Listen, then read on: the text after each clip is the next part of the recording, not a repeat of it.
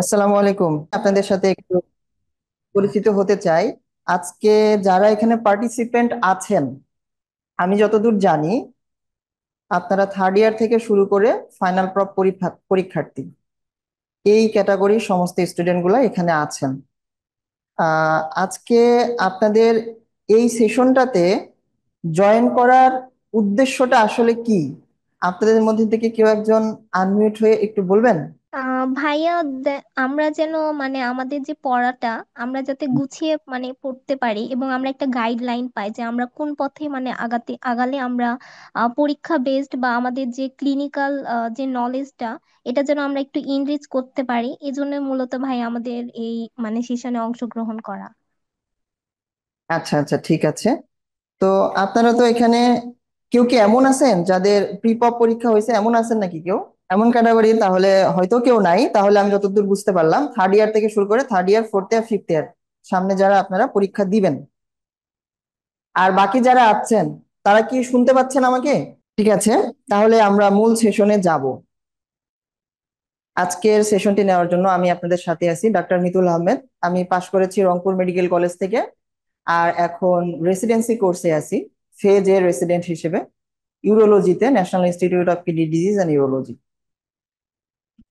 আসলে চিকিৎসক হওয়ার যে মহান স্বপ্ন নিয়ে আমরা সবাই স্কুল কলেজ এর গণ্ডি পার হয়ে মেডিকেল কলেজগুলোতে ভর্তি হই, চিকিৎসক হওয়ার সব থেকে বড় ধাপ হচ্ছে এটি। প্রথম সফলতা মেডিকেল কলেজে চান্স পাওয়া, আর দ্বিতীয় সফলতাটা হচ্ছে মেডিকেল কলেজগুলো থেকে এমবিবিএস ডিগ্রি অর্জন করা।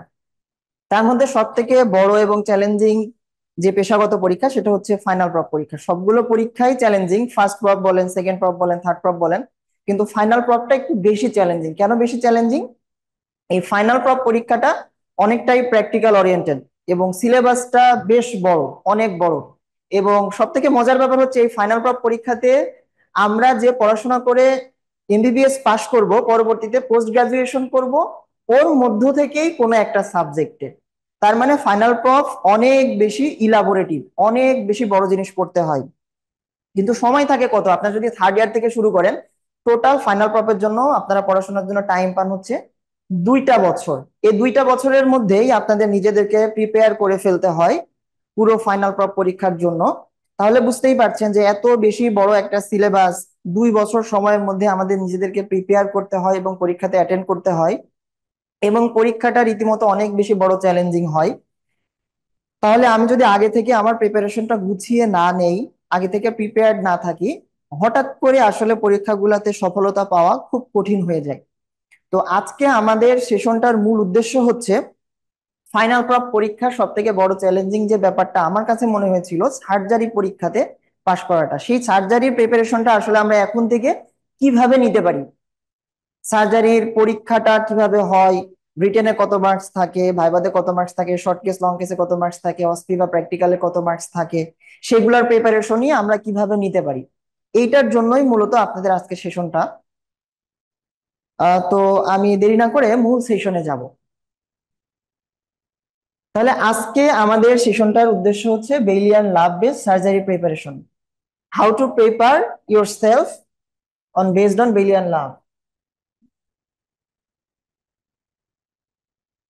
শুরুতেই আমরা একটু জেনে নেব যে ফাইনাল প্রপ পরীক্ষাতে মার্কস ডিস্ট্রিবিউশনটা আসলে কি রকম থাকে। আমরা জানি আমরা প্রত্যেকটা প্রপ পরীক্ষা দিয়ে আসছি, ফার্স্ট প্রপ বলেন, সেকেন্ড প্রপ বলেন, থার্ড প্রপ বলেন, প্রত্যেকটা পরীক্ষারই আমাদের পরীক্ষার অংশ থাকে মূলত তিনটা। একটা হচ্ছে রিটেন, 2 নাম্বার ভাইবা, আর 3 নাম্বার থাকে প্র্যাকটিক্যাল, 4 নাম্বার থাকে ক্লিনিক্যাল। তো আমাদের সার্জারির যে রিটেন পরীক্ষাটা হবে, সেই রিটেন পরীক্ষার পেপার থাকবে দুইটা। একটা হচ্ছে পেপার 1, এখানে 100 মার্কসের পরীক্ষা হবে, আর পেপার 2তেও 100 মার্কসের পরীক্ষা হবে। পেপার 1-এ মূলত কোন কোন অংশগুলো থাকে, আপনারা বেলি ল্যাবস বই যদি দেখে থাকেন, বেলি ল্যাবস এর প্রথম অংশে থাকে principles of surgery, principles of surgery থাকে, আর পরবর্তী চ্যাপ্টার গুলোতে থাকে অ্যালাইড। তার মধ্যে রয়েছে আপনার GIT, hepatobiliary system, urology, trauma, orthopaedics, neurosurgery, paddy surgery. তো আমাদের এই পেপার 1-এর মধ্যে থাকে জেনারেল সার্জারি, জেনারেল সার্জারি অংশ থাকে। আর কি থাকে? জিআইটি থাকে, হেপাটোবিলিয়ারি সিস্টেম থাকে, নিউরোসার্জারি থাকে, থাইরয়েড ব্রেস্ট থাকে, ট্রমা থাকে। মানে আই আর ইএনটি বাদে জেনারেল সার্জারি প্লাস বাকি যে অংশগুলো আছে সবগুলো মিলে পেপার 1 পরীক্ষা হয়। তো এই পেপার 1 পরীক্ষাতে আমি আপনাদেরকে একটা হার্ড কপি দেখাতে চাই, এটা দেখতে পাচ্ছেন কিনা। এটা একটা ফাইনাল প্রপের কোশ্চেন। এই ফাইনাল প্রপের কোশ্চেনটাতে মূলত 4টা সেট থাকে, 4টা গ্রুপ থাকে। পেপার 1-এ 4টা গ্রুপ থাকে, A group, B group, C group, D group. এই রিটেন পরীক্ষাটার টোটাল মার্কস থাকে হচ্ছে 90 মার্কস প্রত্যেকটা পেপারে। তার মধ্যে 20টা থাকে এমসিকিউ আর 70 মার্কস থাকে টোটাল রিটেনের। তার মধ্যে আমি বললাম কি 4টা গ্রুপ থাকে, প্রত্যেকটা গ্রুপে 6টা করে প্রশ্ন থাকে, তার মধ্যে আপনাকে অ্যান্সার করতে হবে 5টা।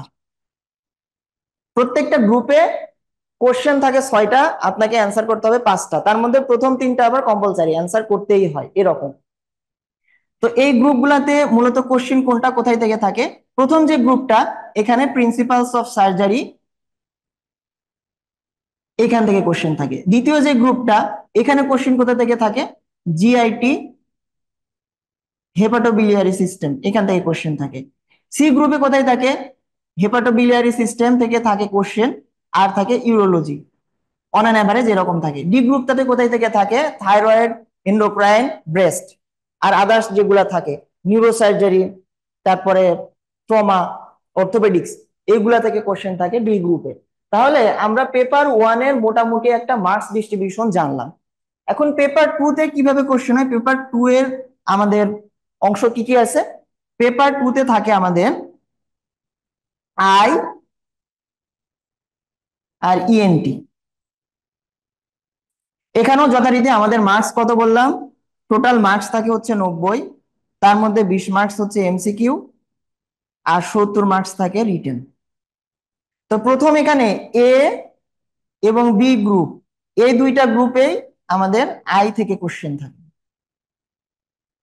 আর সি এবং ডি গ্রুপ, এই দুইটা গ্রুপে ইএনটি থেকে প্রশ্ন থাকে। বুঝতে পেরেছেন? তাহলে আমরা মোটামুটি মার্কস ডিস্ট্রিবিউশনটা জানতে পারলাম। তো এটা হচ্ছে আমাদের রিটেনের মার্কস ডিস্ট্রিবিউশন। এখন রিটেনে কি ধরনের প্রশ্ন আসে সেটা একটু পরে আমি আপনাদেরকে একটি কোশ্চেনের এক্সাম্পল দেখানোর মাধ্যমে আলোচনা করব। তাহলে রিটেনের মার্কস ডিস্ট্রিবিউশন সম্পর্কে আপনারা সবাই জানতে পারলেন। এখন আসেন ভাইবা। ভাইবা পরীক্ষাতে কি থাকবে? ভাইবা পরীক্ষা এবং ক্লিনিক্যাল, এই দুইটা আপনার একদিনেই হবে। আর প্র্যাকটিক্যাল বলতে যে অসপি বলা হচ্ছে 100 মার্কস, এখানে 10টা অসপি থাকে, ওইটা আলাদা ডেটে পরীক্ষাটা হবে। তার মানে রিটেন এক ডেটে আপনার 2 দিনে 2টা তো হয়ে গেল, সবগুলা রিটেন হয়ে যাওয়ার পর আপনাদের অসপি হবে। 10টা অসপি কোশ্চেন থাকে, 10 10-এ 100 মার্কস থাকে। আর ভাইবা কোশ্চেন, ভাইবা এবং ক্লিনিক্যাল, এই দুইটা একই ডেটে হয়।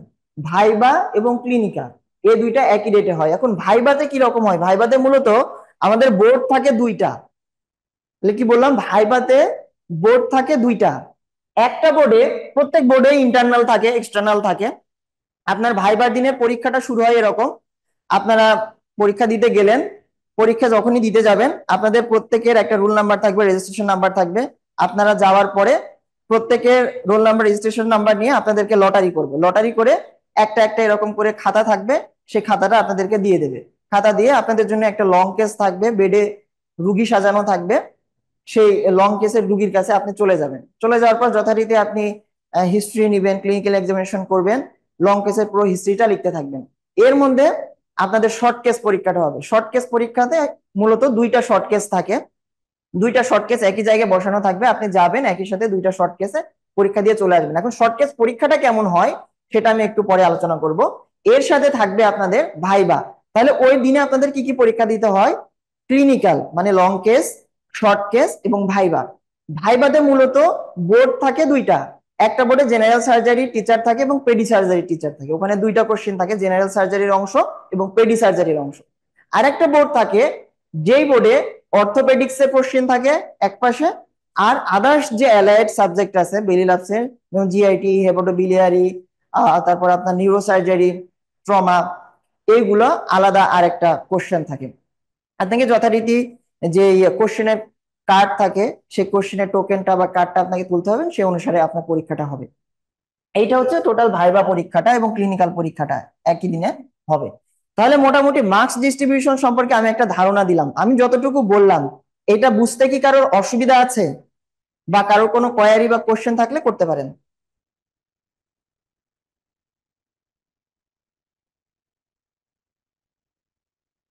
ওকে, কারো প্রশ্ন যদি এখন না থাকে, একটু পরে মনে হয়, তাহলেও জানাতে পারবেন। Thank you. একজন আপু বলেছেন যে হ্যাঁ ভাইয়া বুঝতেছেন। ওকে, তাহলে আমরা বুঝে গেলাম যে মার্কস ডিস্ট্রিবিউশনটা কিভাবে হয়। তাহলে প্রথমে আমি যে স্লাইডটা আলোচনা করেছি এটা নিশ্চয়ই আপনারা বুঝতে পেরেছেন মার্কস ডিস্ট্রিবিউশন সম্পর্কে। এখন আমরা যে প্রিপারেশনটা নিব, আমাদের রিটেন প্রিপারেশন বলেন বা শর্ট কেস প্রিপারেশন বলেন, লং কেস প্রিপারেশন বলেন, এসবের জন্য মূলত আমরা কোন কোন বই ফলো করব, কোন কোন বই ফলো করব। আমাদের রিটেন প্রিপারেশনের জন্য বলেন, ভাইবার প্রিপারেশনের জন্য বলেন, মূল রেফারেন্স বইটা হচ্ছে ডেইলি ল্যাবসের, শর্ট প্র্যাকটিস অফ সার্জারি যে বইটা আছে, এটা আপনারা সবাই জানেন। এই বইটার উপরই মূলত আমরা প্রিপারেশন নেই। ভাইবার কোশ্চেন গুলাও স্যাররা সবাই এই বই থেকেই করে, এবং ক্লিনিক্যাল ওরিয়েন্টেড যে প্রশ্নগুলো থাকে স্যাররা ওয়ার্ড থেকে আপনাদেরকে শেখায়, আলোচনা করে, সেখান থেকেই করবে। আর শর্ট কেস এবং লং কেসের জন্য আমরা কোন বই পড়তে পারি? এখানে দুইটা বইয়ের ছবি দেখা যাচ্ছে, একটা হচ্ছে এস দাসের এই শর্ট কেসের জন্য এস দাসের বই। এটা হচ্ছে লং কেসের জন্য মাখনলাল সাহার একটা বই আছে। এছাড়াও বাজারে আরো অনেকগুলা বই পাওয়া যায়, তার মধ্যে জিসি পালের শর্ট কেস এবং লং কেসের দুইটা বই পাওয়া যায়, খুবই ভালো। ওই বইগুলো ফলো করলেও আপনারা শর্ট কেস এবং লং কেস সম্পর্কে ধারণা পাবেন, যে কিভাবে শর্ট কেস থেকে এক্সামিনেশন করতে হয়, লং কেসের এক্সামিনেশন করতে হয়, হিস্ট্রি টেকিং করতে হয়, এবং আলটিমেটলি পুরো লং কেসটা সাজাতে হয়। Short case strategy, short case আপনাদের জেনারেল সার্জারি যখন পরীক্ষা হবে, আমি তখন বললাম যে দুইটা শর্ট কেস থাকে। এই দুইটা শর্ট কেসের মেইনলি আপনাদের পরীক্ষা কি কি হবে, এই দুইটা শর্ট কেসের মেইন পরীক্ষাটা আসলে কি কি হবে। শর্ট কেসের কাজ হচ্ছে যে কোনো একটা প্রবলেম, সেটা সোয়েলিং হইতে পারে, সেটা থাইরয়েড গ্ল্যান্ডে হইতে পারে সমস্যা, সেটা আলসার হতে পারে, সেটা একটা আইভি ক্যানুলা হইতে পারে। ইউজুয়ালি শর্ট কেসের মধ্যে আপনার একটা সোয়েলিং থাকে, একটা আলসার্স থাকে, একটা যে কোনো ব্রেস্ট লাম্প থাকতে পারে। আপনার প্রথম কাজই হচ্ছে ওখানে যে টিচার থাকে, আপনি যাবেন, শর্ট কেসে আপনাকে প্রশ্ন করবে, বা হার্নিয়া থাকতে পারে, আপনাকে এক্সামিনেশন করতে দেবে। সাপোজ একটা পেশেন্টের লাইপোমা আছে, আপনার এখানে দেখতে পাচ্ছেন আমার নিজেরই লাইপোমা আছে, এরকম একটা কেস যদি আপনাদের থাকে, ওখানে এই কেসটা বসে থাকবে, স্যার প্রথমেই আপনাকে বলবে যে এক্সামিন দ্য লিম্ব অথবা এক্সামিন দ্য সোয়েলিং, এভাবে সরাসরি বলে দিতে পারে। তখন আপনাদের পরীক্ষাটা স্টার্ট হবে কিভাবে, একটা সোয়েলিং যেভাবে এক্সামিনেশন করতে হয় ঠিক পুরোটা এক্সামিনেশন করবেন আপনি, এবং এটার জন্য টাইম পাবেন 2 থেকে 3 মিনিট। 2 থেকে 3 মিনিটের মধ্যে আপনার পুরো এক্সামিনেশন করে কমপ্লিট করে স্যারকে আপনার বলতে হবে, sir I have completed my examination. Then sir আপনাকে বলবে যে what is your provisional diagnosis, সরাসরি এরকম ডায়াগনোসিস জিজ্ঞাসা করতে পারে, অথবা আপনাকে বলতে পারে যে আপনি কি কি মানে কি কি ফাইন্ডিংস পেয়েছেন সেটা ডিসক্রাইব করেন। আপনি তখন ফাইন্ডিংস গুলো ডিসক্রাইব করবেন, তখন আপনাকে স্যার জিজ্ঞাসা করবে যে what is your probable diagnosis. তখন আপনি যখনই ডায়াগনোসিস বলবেন, তখন ডায়াগনোসিস বলার পরে স্যার আপনাকে কিছু ক্রস কোশ্চেন করবে। সাপোজ অ্যাজ ফর এক্সাম্পল আমি যদি সোয়েলিং থেকে বলি যে এটা তো লাইপোমা, আপনি পুরোটা এক্সামিনেশন করলেন, এক্সামিনেশন করার পর আপনি ডায়াগনোসিস বললেন যে এটা আমার মাই প্রবাবল ডায়াগনোসিস লাইপোমা, তখন আপনাকে কোশ্চেন করবে এটাকে আপনি লাইপোমা কেন বললেন, সিভেসাস সিস্ট কেন বললেন না। তাহলে আপনি কি উত্তর দিবেন? আমি উদাহরণ হিসেবে বলছি যে লাইপোমাতে সাধারণত স্লিপিং সাইন পজিটিভ থাকে, তারপর সারফেসটা থাকে লোবুলেটেড, কিন্তু এটা যদি সিবেসাস সিস্ট হইতো, এটা স্লিপিং সাইন পজিটিভ থাকতো না, সারফেসটা লোবুলেটেড থাকতো না, এবং সিবেসাস সিস্টে একটা পাংটাম থাকতো। তো লাইপোমাতে তো এগুলা থাকে না, এভাবে আপনি ডিফারেন্সিয়েট করবেন। তখন আপনাকে বলতে পারে যে আপনি তো এভাবে ডিফারেন্সিয়েট করলেন, এটার জন্য কোনো ইনভেস্টিগেশন করতে হবে কিনা। তখন আপনাকে উত্তর দিতে হবে যে না, এই লাইপোমা ডায়াগনোসিসের জন্য সাধারণত কোনো ইনভেস্টিগেশন করতে হয় না, কিন্তু যদি আপনি করতেই চান তাহলে এটাকে এফএনএসি করতে পারেন অথবা এক্সিশন এন্ড বায়োপসি করতে পারেন। সেটা হচ্ছে আলটিমেট স্পেসিফিক ডায়াগনস্টিক পারপাস, কিন্তু ক্লিনিক্যালি লাইপোমা ডায়াগনোসিস করা যায়। তখন আপনাকে জিজ্ঞাসা করতে পারে যে how will you treat the case, আপনি এই কেসটা কিভাবে ট্রিট করবেন। তখন আপনাকে প্রথমে অ্যান্সার দিতে হবে যে স্যার এটা যেই প্লেসে আছে এটা যদি কোনো প্রবলেম না করে, তার পেশেন্টের যদি কোনো কমপ্লেইন না থাকে যে আমার কোনো পেইন হচ্ছে না, কোনো প্রেশার ইফেক্ট হচ্ছে না, সেক্ষেত্রে আমি এটার ট্রিটমেন্ট না করলেও চলবে, সার্জারি না করলেও চলবে।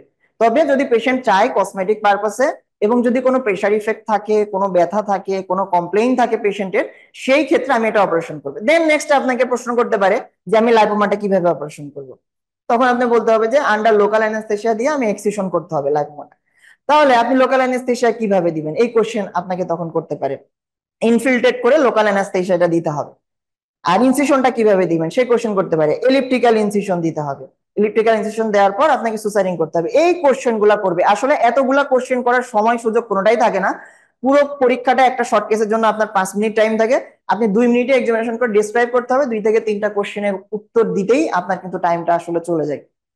তাহলে এটা আমি জেনারেল সার্জারি শর্ট কেস কথা বললাম। জেনারেল সার্জারিতে তাহলে শর্ট কেস থাকে দুইটা, একটা আপনার লাইপোমা সোয়েলিং থাকতে পারে, আর একটা আলসার থাকতে পারে, হার্নিয়া হাইড্রোসিল থাকতে পারে।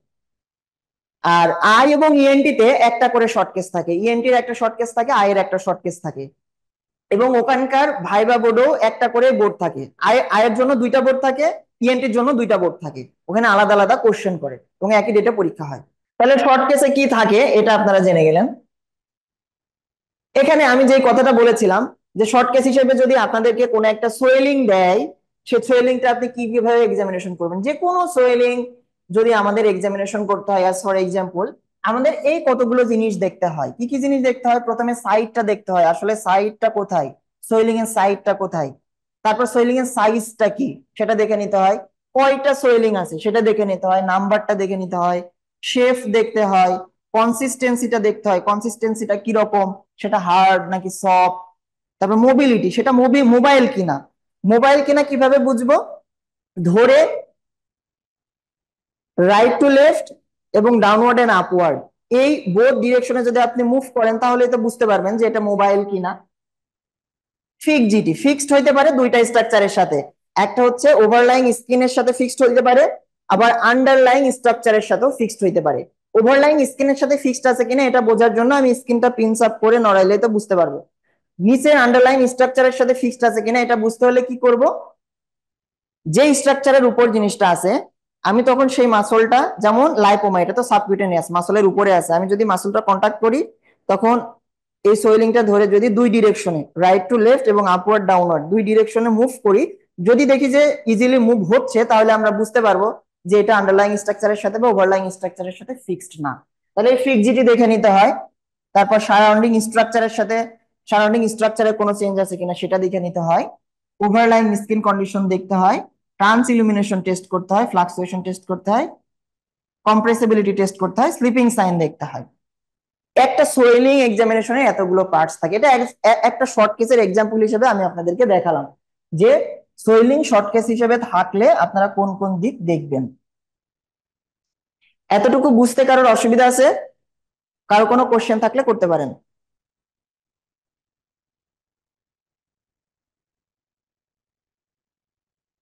ওকে, যদি সমস্যা না থাকে আমরা নেক্সট স্লাইডে যাব।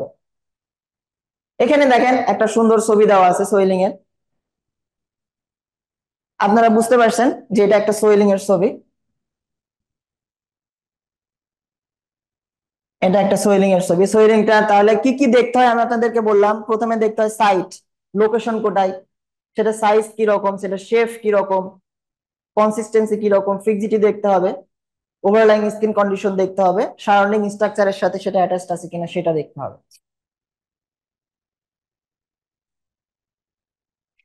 এখানে লাইপোমার একটা ছবি দেখানো হয়েছে যে লাইপোমা জিনিসটা কি এটা আপনারা সবাই জানেন, এটা হচ্ছে একটা ইউনিভার্সাল টিউমার। লাইপোমাকে বলা হয় ইউনিভার্সাল টিউমার। আচ্ছা, আপনাদের মধ্যে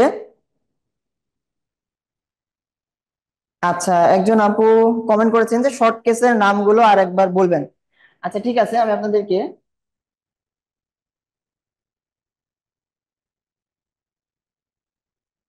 আচ্ছা ওটা স্লাইড ছিল না, আমি মুখে বলেছিলাম যে ইউজুয়ালি জেনারেল সার্জারিতে কোন কোন শর্ট কেস থাকে। জেনারেল সার্জারিতে সোয়েলিং থাকতে পারে, থাইরয়েড সোয়েলিং থাকতে পারে, আলসার থাকতে পারে, হার্নিয়া থাকে, হাইড্রোসিল থাকে, ব্রেস্ট লাম্প থাকে। ইউজুয়ালি এই 5টা 6টা কেসের মধ্যেই শর্ট কেস থাকে জেনারেল সার্জারিতে। তাহলে কি কি বললাম? একটা সোয়েলিং থাকে, থাইরয়েড সোয়েলিং থাকতে পারে, হার্নিয়া হাইড্রোসিল থাকতে পারে, আলসার থাকবে এবং ব্রেস্ট লাম্প থাকতে পারে। ইউজুয়ালি এই কেস গুলাই থাকে শর্ট কেসের মধ্যে। ওকে, তাহলে আমি আপনাদেরকে একটা কোশ্চেন করেছিলাম যে লাইপোমাকে বলা হয় ইউনিভার্সাল টিউমার। আপনাদের মধ্যে কেউ একটু বলতে পারবেন যে লাইপোমাকে কেন ইউনিভার্সাল টিউমার বলা হয়? হ্যাঁ, এটা তো ফ্যাট সেলের টিউমার, আর ফ্যাট সেল শরীরের অনেক অংশেই থাকে, এর জন্য ইউনিভার্সাল টিউমার বলা হয়। হ্যাঁ, এটা আপনি ঠিকই বলেছেন অনেকাংশে, কিন্তু সঠিক উত্তর হচ্ছে এরকম যে আমাদের বডির চুল এবং নখ বাদে এমন কোনো জায়গা নাই যেখানে লাইপোমা হইতে পারে না, সব জায়গায় হইতে পারে। সাবকিউটেনিয়াস হইতে পারে, আবার ইন্ট্রামাসকুলারও কিন্তু লাইপোমা হইতে পারে, মাসলের মধ্যেও লাইপোমা হয়, অ্যাবডোমেনের মধ্যেও লাইপোমা হয়, যে কোনো জায়গায় হইতে পারে। এর জন্য লাইপোমাকে বলা হয় ইউনিভার্সাল টিউমার। এটা হচ্ছে ফ্যাট সেলের অ্যাকুমুলেশনের কারণে হয়ে থাকে। আমি ইতোমধ্যে লাইপোমার ডায়াগনস্টিক পারপাসের জন্য কোনো ইনভেস্টিগেশন করতে হয় কিনা বলেছি। আপনাদের মধ্যে কেউ একজন বলেন তো, যদি আমি কোনো ইনভেস্টিগেশন করতে চাই তাহলে কি করতে হবে বলেছি? ভাই এফএনএসি করতে পারি, ভেরি নর্মালি গুড। করি না? হ্যাঁ, ভেরি গুড। ইউজুয়ালি আমরা ডায়াগনোসিস ক্লিনিক্যালি করতে পারি, বাট যদি কোনো পরীক্ষা করতে হয় তাহলে আমরা এফএনএসি করতে পারি। আর আলটিমেট স্পেসিফিক ডায়াগনোসিস আপনি যদি আগে এফএনএসি নাও করেন, এক্সট্রুশন করে বায়োপসি করতে পারেন, তবে আমরা ক্লিনিক্যালি দেখলেই বুঝতে পারি যে স্ট্রাকচারটা হচ্ছে ফ্যাট। বোঝা গেছে? এখানে দেখেন সুন্দর করে একটা লাইপোমার ছবি দেখানো হয়েছে। স্কিন সাবকিউটেনিয়াস টিস্যুর মধ্যে এই যে বড় হলুদ রঙের ফ্যাট গুলো অ্যাকুমুলেশন হয়ে লাইপোমা তৈরি হয়। লাইপোমার এই যে একটা ফাইব্রাস ক্যাপসুল থাকে। নেক্সট, এখানে কিসের ছবি দেখানো হচ্ছে আপনাদের কাছে কি মনে হচ্ছে বলেন তো? সেবাসিয়াস সিস্ট ভাইয়া। Sebaceous sebaceous cyst. Cyst. Very good. কেন বলেন তো এটাকে সিবেসাস সিস্ট মনে হলো? পাংটাম ভাই থাকে। পাংটাম আছে। এক্স্যাক্টলি এক্স্যাক্টলি, পাংটাম আছে। আচ্ছা বলেন তো, লাইপোমা এবং সিবেসাস সিস্ট এর কোনটার মধ্যে টেন্ডারনেস থাকতে পারে?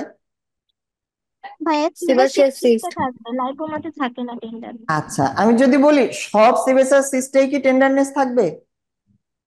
না, না ভাইয়া। হ্যাঁ, কোনগুলাতে থাকবে? যেগুলোতে পাংটাম থাকে। পাংটাম হচ্ছে না না না। ইনফ্ল্যামেশন। অ্যাকচুয়াল অ্যাকচুয়াল অ্যান্সারটা হচ্ছে যদি সিবেসাস সিস্টটা ইনফেক্টেড হয়। ইনফেক্টেড না হইলে তো সেটার ইনফ্লামেশন হবে না, কোনো পেইন হবে না, টেন্ডারনেস হবে না। সিবেসাস সিস্টে এর জন্য যদি ইনফেক্টেড না থাকে সেই ক্ষেত্রে পেইনফুল হয় না, আর যদি ইনফেক্টেড থাকে সেই ক্ষেত্রে পেইনফুল হয়। আচ্ছা, আপনাদেরকে আরেকটা কোশ্চেন করি, সিবেসাস সিস্ট মূলত কি জিনিস? এটা আপনাদের রিটেনের কোশ্চেন। অ্যাজ ফর এক্সাম্পল আমি একটা কোশ্চেন বললাম যে সিবেসাস সিস্ট মূলত কোন জায়গার সমস্যা? সোয়েট ভাই গ্ল্যান্ডের। সিবাসিয়াস গ্ল্যান্ডে ওইটা সিবামটা যদি মানে এক্সেস প্রোডাকশন হয় তাহলে তো ভাইয়া সিবাসিয়াস সিস্টটা প্রডিউস হয় হ্যাঁ, মেবি। এক্সেস প্রোডাকশন হইতে হবে, প্লাস সিবেসাস যে ডাক্টটা থাকে সেই হ্যাঁ ডাক্টটা ব্লক অবশ্যই। হইতে হবে। জি ভাইয়া। যদি ব্লক হয়ে যায় সেই ক্ষেত্রে সিবেসাস যে গ্ল্যান্ডটা থাকে ওটা সিক্রেশন গুলা বের হইতে পারে না, সোয়েলিং হয় এবং সিবেসাস সিস্টটা হয়। এখন বলেন তো, এই সিবেসাস ডাক্টটা আমাদের স্কিনের কোন জায়গাতে ওপেন করে? একটা গ্ল্যান্ডের সাথে রিলেশন আছে, বলেন তো কোনটা? বা একটা জিনিসের সাথে রিলেশন আছে। আমাদের স্কিন অ্যাপেন্ডিসেস কি কি আছে? স্কিনের appendages, hair, nail, nail, hair. Hair, sweat gland, sebaceous gland, যা বলেন এগুলা gland. Skin appendices mainly nail, hair. Hair গুলা ওপেন হয় হেয়ার ফলিকুলের মাধ্যমে না? জি ভাইয়া। হ্যাঁ, ওই সিবেসাস ডাক্ট গুলাও এই হেয়ার ফলিকুলের ওইখানটাতেই ওপেন করে। তার মানে আপনার যদি হেয়ার ফলিকুল ব্লকেজ হয়, সিবেসাস ডাক্ট গুলা ব্লকেজ হবে, আপনার সিবেসাস সিস্ট হবে। এটা ট্রিটমেন্ট অপশন কি? ভাই incision and drainage. Incision and drainage করবেন নাকি এক্সিশন করবেন? Excision of the oh cyst. ভাই এক্সিশন, হ্যাঁ। ইয়েস, এক্সিশন করতে হবে, সিস্ট সহ জিনিসটা তুলে ফেলতে হবে, তাছাড়া আবার এটা রিকারেন্স হবে। তাহলে বলেন তো লাইপোমা এক্সামিনেশন করার যে পয়েন্ট গুলো আছে, সিস্ট এক্সামিনেশন, সিবেসাস সিস্ট এক্সামিনেশন করারও পয়েন্ট গুলো সেম হবে না ভিন্ন হবে? হ্যাঁ একই হবে। একই হবে, কিন্তু এই দুইটাকে আপনি আইডেন্টিফাই করবেন কিভাবে? পাংটাম কিভাবে দেখে। পার্থক্য করবেন? পাংটাম দেখে, ভাই একটা টেন্ডারনেস দেখে। পাংটাম আর একটা ইনফেক্টেড যদি হয় মানে ভাইয়া টেন্ডারনেস দেখে। হ্যাঁ, তার মানে নাম্বার ওয়ান আমি প্রথমে দেখবো, আপনি যদি এক্সামিনেশনের ফাইন্ডিংস গুলো সাজায় বলেন যে সিবেসাস সিস্টে পাংটাম থাকে কিন্তু লাইপোমাতে পাংটাম থাকে না, সিবেসাস সিস্ট সাধারণত স্কিন, ওভারলাইং স্কিনের সাথে ফিক্সড থাকে, কিন্তু লাইপোমা ওভারলাইং স্কিনের সাথে ফিক্সড থাকে না। সিবেসাস সিস্ট এটার কনসিস্টেন্সিটা কেমন হয়? সফট, সফট না ভাই, কনসিস্টেন্সি হয়। হ্যাঁ, আর আমাদের লাইপোমার কনসিস্টেন্সি কেমন হয়? ওটাও তো সফট হয়। ভাই ওটা তো ফার্ম, সফটই তো হয় না, দুইটা তো সফট টু এক। ফার্ম, সফট টু ফার্ম, হ্যাঁ, সফট টু ফার্ম এরকম হয়, ঠিক আছে। আর সিবেসাস সিস্টে যদি ইনফেক্টেড হয় তাহলে পেইন থাকতে পারে, লাইপোমাতে ইউজুয়ালি পেইন থাকে না। এগুলাই ক্লিনিক্যালি দেখে মূলত আইডেন্টিফাই করা যায়।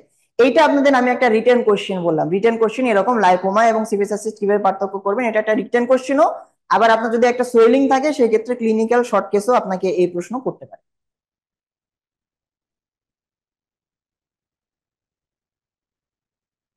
এইখানে সুন্দরভাবে দেখানো হয়েছে যে একটা সিবেসাস সিস্টে কিভাবে পাংটামটা হয়। সিবেসাস ডাক্টটা হেয়ার ফলিকলের ওখানে যখনই ব্লকেজ হয়ে যায় ওই জায়গায় আস্তে আস্তে উঁচু হয়ে একটা পাংটাম তৈরি হয়। এখানে এটা কিসের ছবি দেখা যাচ্ছে বলেন তো? ছবিটা দেখে কিছু বুঝতে পারছেন? জি ভাইয়া, মানে সিবাসিয়াস সিস্টাই ওটা যখন অনেক বেশি মানে ফর্ম তৈরি করতেছে, ইয়েস, মানে এটা একটা, এটাকে কি বলা হয় বলেন তো? সিবেসাস হর্ন, হর্ন বলা হয়। হর্ন মানে ফর্ম কি? শিং। তৈরি, মানে ইয়েস চিংড়ির মতো। ইয়েস, হ্যাঁ। হ্যাঁ, এটা শিংয়ের মতো, হরিণের শিংয়ের মতো দেখা যায় অনেকটা। কেন এরকমটা হয়? যখন ওই পাংটাম দিয়ে সিবাম গুলা বাইর হয়, এয়ারের কন্টাকে আসে, এয়ারের কন্টাকে এসে এটা হার্ড হতে থাকে এবং একটু একটু একটু একটু একটু করে জমা হইতে হইতে বড় হয়ে আলটিমেটলি শিংয়ের মতো হয়ে যায়। এজন্য একে বলা হয় সিবেসাস হর্ন। এটা কি দেখা যাচ্ছে?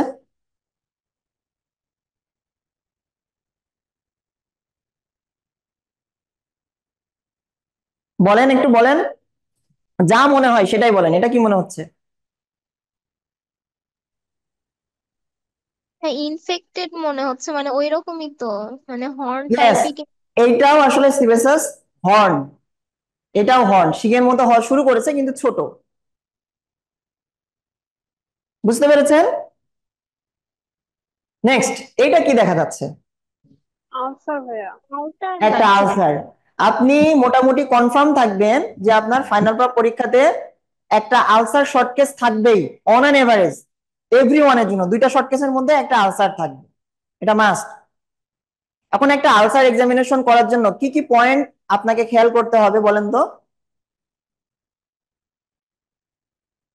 আপনারা যা জানেন, যেটা মনে হয়, যতটুকু মনে হয়, যতটুকু পড়েছেন বা পড়বেন, কি কি দেখতে হয়? মানে সাইডটা আগে দেখতে হবে। এক্স্যাক্টলি, প্রথমে আমি সাইড দেখে নেব যে কোথায়, এখানে সাইড কোথায় বোঝা যাচ্ছে ছবিতে? জি ভাই, এটা তো পায়ে মনে হচ্ছে। লেগ, লেগের লেগে। কোন সারফেস এটা আপনি বুঝতে পারতেছেন না, কিন্তু মোটামুটি বুঝলেন যে লেগে আছে, হ্যাঁ। জি ভাইয়া, তাহলে আমি প্রথমে দেখে নেব সাইড, সাইডের পর আমরা মার্জিন দেখবো, সারফেস দেখবো, ইয়েস, তারপর ঠিক আছে, কনসিস্টেন্ট। আসেন মার্জিন সারফেসে আমরা পরে যাই। সাইড দেখলাম, সাইজ দেখলাম, শেপটা দেখে নিলাম, তারপরে আসলাম আমরা মার্জিন, মার্জিনের পরে ফ্লোর, তারপর আর কি দেখবো? মার্জিন ফ্লোর দেখার পর base, base of the ulcer দেখবো। হ্যাঁ, ডিউরেশন কতদিন ধরে হয় এটা তো আমি হিস্ট্রি নিয়ে বুঝে ফেলবো যখন কোশ্চেন জিজ্ঞাসা করবো দুই একটা। ও আর একটা ইম্পর্টেন্ট কথা, সেটা হলো আপনাকে যখন যে কোনো শর্ট কেস এক্সামিনেশন করতে দেবে, আপনি কিন্তু খুবই মিনিমাম কোশ্চেন করতে পারবেন, রিলেভেন্ট কোশ্চেন মাত্র 2টা থেকে 3টা। এখন আমরা লং কেসের সময় রুগীকে তো অনেক কোশ্চেন করি, একেবারে সম্পূর্ণ হিস্ট্রি নেই, এজন্য অনেক প্রশ্ন করা লাগে, কিন্তু শর্ট কেসে আপনার টাইম মাত্র 5 মিনিট, সেখানে পুরো এক্সামিনেশনটা কমপ্লিট করে আবার ডেসক্রাইব করতে হবে, 2 মিনিটের মধ্যে এক্সামিনেশন করতে হবে, এজন্য আপনি রুগীকে অনেক বেশি প্রশ্ন করতে পারবেন না।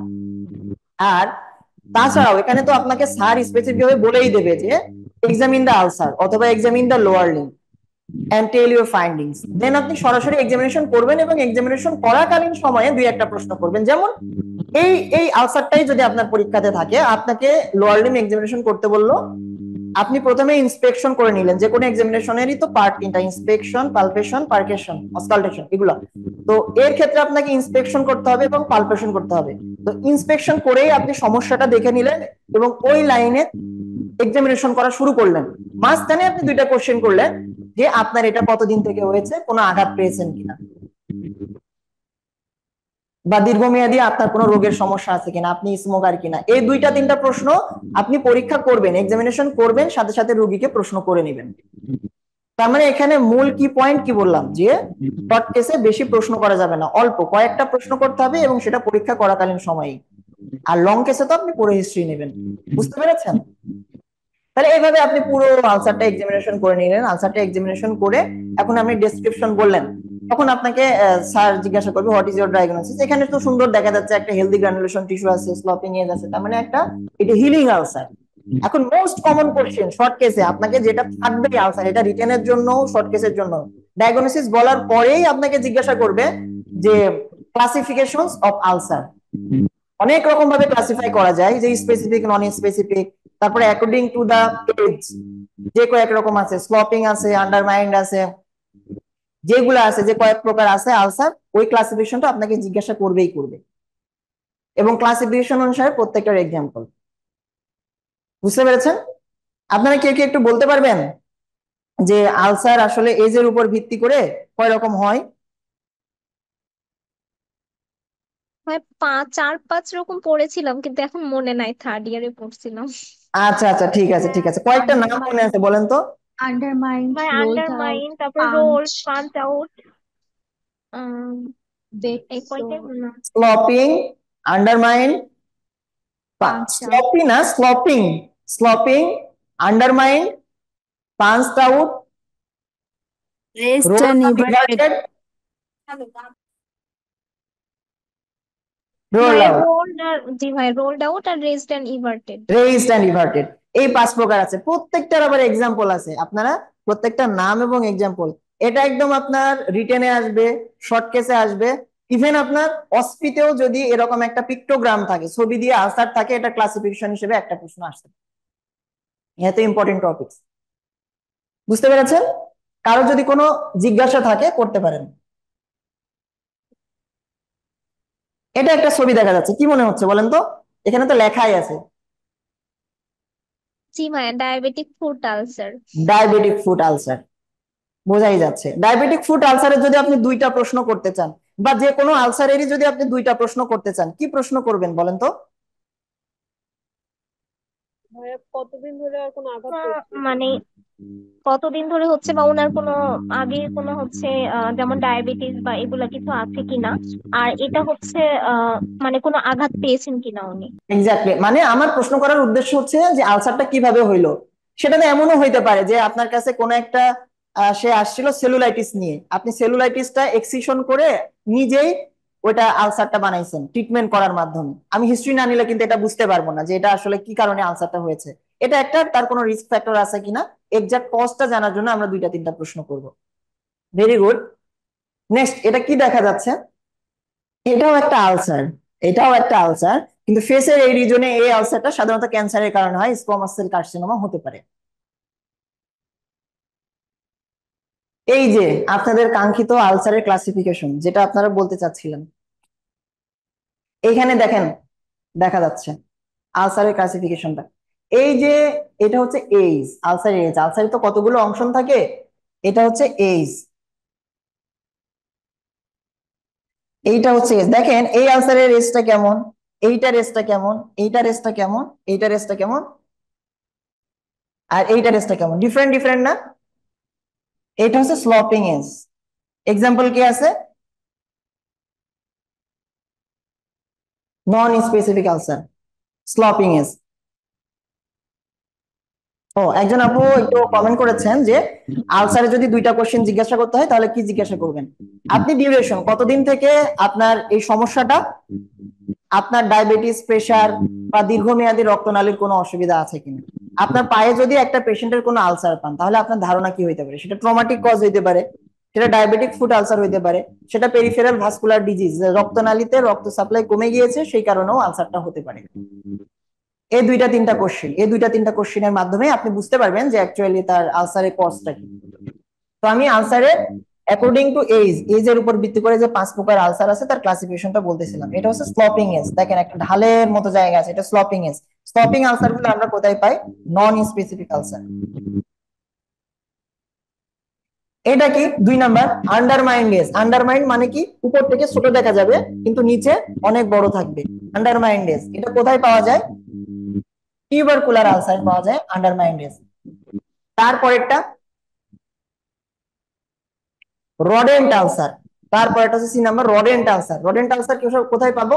রডেন্ট আলসার পাবো আমরা বেজাল সেল কার্সিনোমা।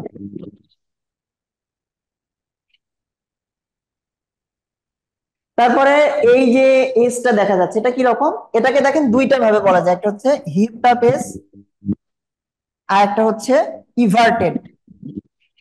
হ্যাঁ, এই হিপটাপ এজ বা ইভার্টেড এজ এটা কোথায় পাওয়া যায়? Squamous cell carcinoma. ইয়েস, এপিথেলিয়ামাতেও পাওয়া যায়, স্কোয়ামাস সেল কার্সিনোমাতেও পাওয়া যায়। Very good. আর সব শেষে যেটা আছে এটা কি? এটা কি ধরনের এজ আছে? Punched out edge. Punched out মানে কি আপনি একটা ঘুষি দিয়েছেন, ঘুষি দেওয়ার পর ওই জায়গাতে যেরকম এইজ হবে বা গর্ত হবে সেটা হচ্ছে পাঞ্চড আউট এজ। এটা হচ্ছে অনেকটা এরকমই, একটা বরাবর ঘুষি দিলে যেরকম হয় এজটা সেরকম ভাবেই, উপরেও যতটুকু দূরত্ব নিচেও ততটুকুই দূরত্ব আছে। এটা হচ্ছে পাঞ্চড আউট এজ। তো পাঞ্চড আউট এজ কোথায় পাওয়া যায়? এরকম ক্রপিং কোথায় সিফিলিটিক পাওয়া যায়? Ulcer. Yes, syphilitic syphilis. Ulcer. সিফিলিসে এরকম এজ পাওয়া যায়। তো এটা একেবারে খুব কমন কোশ্চেন সব জায়গাতেই। আচ্ছা, আরেকজন একটু কমেন্ট করেছেন যে আলসারে কোন দুইটা কোশ্চেন করবেন। আমি আবারও বলে দিচ্ছি, আলসারে কোশ্চেন করার উদ্দেশ্য হচ্ছে কতদিন থেকে হয়েছে, কি হইতে পারে এই জন্য। তার মানে আমি সমস্যা কত জিজ্ঞাসা করবো, আপনার এই আলসারটা কতদিন থেকে হয়েছে, কোনো আঘাত পেয়েছেন কিনা, আপনি স্মোক করেন কিনা, ডায়াবেটিস আছে কিনা। মানে কোশ্চেন তিনটা, কিন্তু আমি পরপর বলে যাচ্ছি বলে মনে হচ্ছে এতগুলা কোশ্চেন। তার মানে কতদিন থেকে হয়েছে, আপনি স্মোক করেন কিনা, আপনার ডায়াবেটিস, প্রেসার বা রক্তনালীর কোনো রোগ আছে কিনা, এই হচ্ছে কোশ্চেন।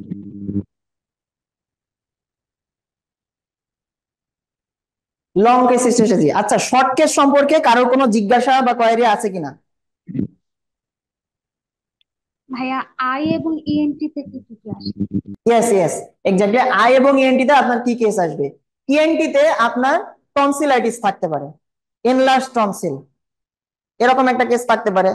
ইএনটি তে এমন থাকতে পারে acute suppurative otitis media, chronic suppurative otitis media, কানের এরকম একটা ডিজিজ থাকতে পারে।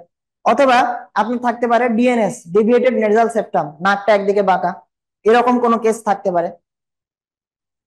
আর আয়ের মধ্যে ক্যাটারাক্ট থাকতে পারে, আপনার হাইপার মায়োপিয়া, হাইপারমেট্রোপিয়া, এরকম কোনো কেস থাকতে পারে। ইউজুয়ালি ক্যাটারাক্ট থাকে, কর্নিয়াল আলসার থাকে, এটা মানে কমন, আয়ের ক্ষেত্রে এটা কমন। তারপরে আপনার আয়ে দুই ধরনের আইলিডের যে কোনো দুইটা টিউমারের নাম বলেন তো, বলতে পারবেন?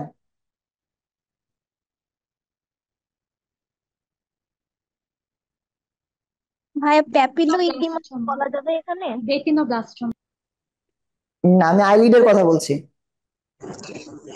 আইলিড। স্ট্রাই, হ্যাঁ। আর আর যেটাতে ব্যথা হবে না, ক্যালাজি। ক্যালাজিয়ন। Very good. এই দুইটাই শর্ট কেস, স্ট্রাই থাকতে পারে, ক্যালাজিয়ন থাকতে পারে। স্ট্রাই, ক্যালাজিয়ন, ক্যাটারাক্ট, কর্নিয়াল আলসার, এগুলাই আয়ের কেস, সাধারণত এই কেসগুলাই থাকে। ওকে, শর্ট কেস সম্পর্কে আর কারোর যদি কোনো কিছু জানার থাকে জিজ্ঞাসা করতে পারেন।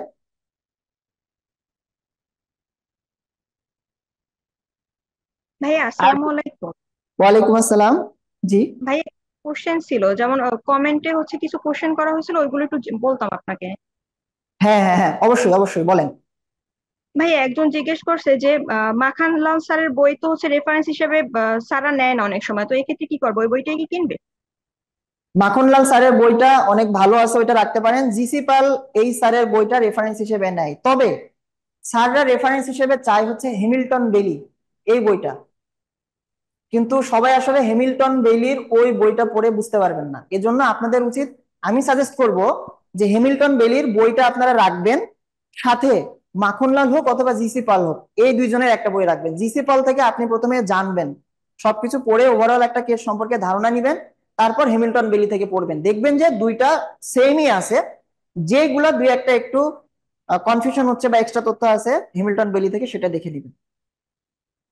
ভাইয়া আমরা অরিজিনাল কপি নাকি ফটোকপি? জিসি পলের অরিজিনাল কপি আপনি নিতে পারেন, তার ফটোকপি নিলে অসুবিধা নাই, ছবি মোটামুটি সেম। স্যার আরেকজন জিজ্ঞেস করছে যে জেনেসিসের কোনো বই নাই ভাইয়া। জেনেসিসের এখন পর্যন্ত আমরা আসলে শর্ট কেস লং কেসের জন্য কোনো বই বের করিনি, তবে আপনাদের জন্য সুখবর যে জুমার্স প্যাথোলজি নামে একটা বই বের হয়েছে, শুনেছেন আপনারা? জি ভাইয়া। জুমার্স প্যাথোলজি নামে বই বের হয়েছে এবং খুব শীঘ্রই ডেইলি ল্যাবসের রিটেনের জন্য এরকম একটি বইয়ের কাজ চলছে, অতি শীঘ্রই বাজারে বইটি আসবে। আশা করছি আপনারা খুব তাড়াতাড়ি পেয়ে যাবেন। তবে লং কেস শর্ট কেসের জন্য আমাদের কাজ চলছে, আহ খুব শীঘ্রই ইনশাল্লাহ পাবেন, এখন পর্যন্ত অ্যাভেলেবেল না। ভাইয়া আরেকজন কোশ্চেন করছে যে রিটেনের মতো যদি ভাইবার কোন বোর্ড থেকে কোন টপিক থাকবে লিখে দিলে ভালো হতো। ও ভাইবাতে, জি ভাইয়া। ঠিক আছে। ভাইবাতে আমি কি বললাম, ভাইবাতে পরীক্ষা হবে 2 দিনে। একদিনের পরীক্ষাতে কি থাকবে, জেনারেল সার্জারি থাকবে, পেডি সার্জারি থাকবে, তারপরে অর্থ, ইউরো, নিউরো সার্জারি, ট্রমা, এগুলো সব। আর একদিনে কি থাকবে, আই ইএনটি। তাহলে আইএনটির পরীক্ষা যেদিন থাকবে সেদিন আপনার 2টা ভাগে পরীক্ষা, একটা হচ্ছে ইএনটি পরীক্ষা আর একটা হচ্ছে আই। তাহলে ইএনটি তে কি থাকবে, শর্ট কেস থাকবে, ইউজুয়ালি একটাই থাকে, শর্ট কেস থাকে। আর কি থাকবে, ভাইবা থাকবে। ভাইবার জন্য কয়টা বোর্ড থাকে, 2টা বোর্ড। 2টা জায়গায় আপনাকে 5টা করে কোশ্চেন তোলাবে, উত্তর করতে হবে। এটা হচ্ছে ইএনটির ব্যাপার গেল। আইও তাই, শর্ট কেস থাকবে একটা, ভাইবার জন্য 2টা বোর্ড থাকবে। প্রত্যেক বোর্ডে ইন্টারনাল এক্সটার্নাল থাকে, তারা কোশ্চেন করে। আর জেনারেল আর একটা দিন যেদিন জেনারেল সার্জারি পরীক্ষা হবে, আইএনটির দিনে কিন্তু কোনো লং কেস থাকে না, ওই দিন শুধু শর্ট কেস এবং ভাইবা। আর জেনারেল সার্জারির দিনে আপনার কি কি থাকবে, শর্ট কেস থাকবে, লং কেস থাকবে, আর কি থাকবে, ভাইবা। এখন আমি কি বললাম, যে জেনারেল সার্জারির দিনে 2টা বোর্ড হয়। এক বোর্ডে কি থাকবে, প্রিন্সিপালস অফ সার্জারি, এই অংশ, principles of surgery plus paddy surgery, এটা থাকবে একটা বোর্ড। আর এক বোর্ডে কি থাকবে, ট্রমা চ্যাপ্টার, মানে অর্থোপেডিক্স, ট্রমা, সাথে ইউরোলজি, নিউরো সার্জারি, এই যে অ্যালাইড গুলো আছে এইগুলা নিয়ে আরেকটা বোর্ড থাকবে। ঠিক আছে, প্রত্যেক বোর্ডে আপনাকে কোশ্চেন তোলাবে এবং অ্যান্সার করতে হবে। আর শর্ট কেস থাকবে ওই দিনে, তো বললামই 2টা। আপনাদের শর্ট কেস পরীক্ষা হতে থাকবে, 2টা শর্ট কেস পরীক্ষা কারো কারো হয়ে যাবে। আর পরীক্ষার হলে ঢুকেই তো আপনাদের লং কেসের জন্য একটা করে খাতা দিয়ে দেবে, বেড দিয়ে দেবে, আপনারা লং কেসের হিস্ট্রি নিয়ে খাতা কমপ্লিট করে রাখবেন। শর্ট কেস কমপ্লিট হয়ে যাওয়ার পর ভাইবা চলতে থাকবে, ভাইবা শেষ হয়ে গেলে বা ভাইবা শেষ হওয়ার আগে কারো কারো লং কেস নেওয়া শুরু হবে। তাহলে বুঝতে পেরেছেন টপিকস ডিস্ট্রিবিউশন? কারোর কোনো জিজ্ঞাসা এখন আছে কিনা? না ভাই। আচ্ছা, আরো কোনো কোশ্চেন যদি থাকে সেটা করেন। তাছাড়া একজন আপু কমেন্ট করেছে যে লং কেসের হিস্ট্রিটা কিভাবে নেবেন, এটা যদি একটু বলতেন। হ্যাঁ আমি বলবো, লং কেসের হিস্ট্রিটা কিভাবে নেবেন এটা আমি বলবো। আপু বলতেছিলেন আরো কিছু কোশ্চেন, যদি বলতেন। না ভাই, আর কোনো কোশ্চেন নেই। আচ্ছা, তাহলে নেক্সট কোশ্চেন আসছে যে লং কেসের হিস্ট্রিটা আপনি কিভাবে নেবেন। যে কোনো লং কেসের হিস্ট্রি নেওয়ার জন্য কতগুলো পার্ট থাকে। একটা লং কেসের উদ্দেশ্য হচ্ছে আমি হিস্ট্রি নিব। হ্যাঁ, আরেকজন আপু কোশ্চেন করেছেন যে আসলে লং কেস পরীক্ষা হওয়ার পর আলাদা ভাইবা হবে কিনা। হ্যাঁ, ভাইবা বোর্ড আলাদা। ওই দিন আমি আপনাকে কি বললাম, লং কেস হবে, শর্ট কেস হবে, ভাইবা হবে। লং কেস হবে, শর্ট কেস হবে, ভাইবা হবে। লং কেসের ভাইবা আলাদা। লং কেস আপনি প্রথমে নিলেন, পরীক্ষার হলে গেলেন, লং কেসের খাতাটা নিয়ে রুগীর কাছে গেলেন, রুগীর কাছে গিয়ে সুন্দর করে হিস্ট্রি, ক্লিনিক্যাল এক্সামিনেশন করে আপনি প্রভিশনাল ডায়াগনোসিস পর্যন্ত গিয়ে বসে থাকলেন। তারপর স্যার আসলো, আপনাকে জিজ্ঞাসা করলো, বললো যে প্রেজেন্ট ইউর কেস, অথবা tell me the silent feature. Silent feature বলে আপনি থেমে গেলেন, তখন স্যার আপনাকে জিজ্ঞাসা করবে what is your provisional diagnosis. তখন প্রভিশনাল ডায়াগনোসিসটা বললেন, তখন আপনাকে ক্রস কোশ্চেন করবে যে আপনি এটাকে কেন এই ডায়াগনোসিসটা বললেন। সাপোজ আপনি একটা পেপটিক আলসার ডিজিজের কেস পেয়েছেন তখন আপনাকে জিজ্ঞাসা করবে আপনি এটাকে কেন পেপটিক আলসার ডিজিজ বললেন, এটা কেন অ্যাকুট কোলিসিস্টাইটিস না, বা এটা অ্যাকুট প্যানক্রিয়াটাইটিস না, এটা কেন অ্যাকুট হেপাটাইটিস না। তারপরে আপনাকে জিজ্ঞাসা করবে how will you confirm your diagnosis, তখন আপনি রিলেটেড ইনভেস্টিগেশনস কি কি করবেন সেগুলা বলবেন। তারপরে আপনাকে জিজ্ঞাসা করবে যে how will you treat the case, তখন এটা বললেন, হালকা অল্প করে ম্যানেজমেন্ট বললেন, তখন আপনাকে জিজ্ঞাসা করবো যদি আপনি এটা ম্যানেজমেন্ট না করেন তাহলে কি কমপ্লিকেশন হতে পারে। সাধারণত এমবিবিএস লেভেলে আপনার ম্যানেজমেন্ট এবং কমপ্লিকেশন পর্যন্ত যায় না, ম্যানেজমেন্ট পর্যন্ত জিজ্ঞাসা করেন, আপনি ডায়াগনোসিসে গেলে বড় জোর কমপ্লিকেশনটা জিজ্ঞাসা করতে পারে। ততদূর পর্যন্ত যদি আপনি খুব ভালো পারেন তখন আপনাকে অনার্স মার্কস দেওয়ার জন্য স্যার আপনাকে ম্যানেজমেন্ট জিজ্ঞাসা করতে পারে। এটা হচ্ছে লং কেসের ভাইবা। আর মূল ভাইবা সেটা তো বোর্ড ভাইবা, আমি বললাম দুইটা বোর্ড থাকে, একটা বোর্ডে জেনারেল প্রিন্সিপালস অফ সার্জারি এবং পেডি সার্জারি, আরেকটা বোর্ডে থাকবে অর্থোপেডিক্স একটা অংশে, আর বাকি অংশটাতে ইউরোলজি, নিউরো সার্জারি এবং অ্যালাইড যে সাবজেক্ট গুলা থাকে হেপাটোবিলিয়ারি, থাইরয়েড, এগুলা থাইরয়েড না সরি। তাহলে আমি এখন জানাবো আপনাদেরকে যে লং কেস আসলে কি। লং কেস মানে একটা পুরো ডায়াগনোসিসে যাবেন, এর কয়টা পার্ট? এর পার্ট হচ্ছে মেইনলি তিনটা, একটা হচ্ছে হিস্ট্রি টেকিং,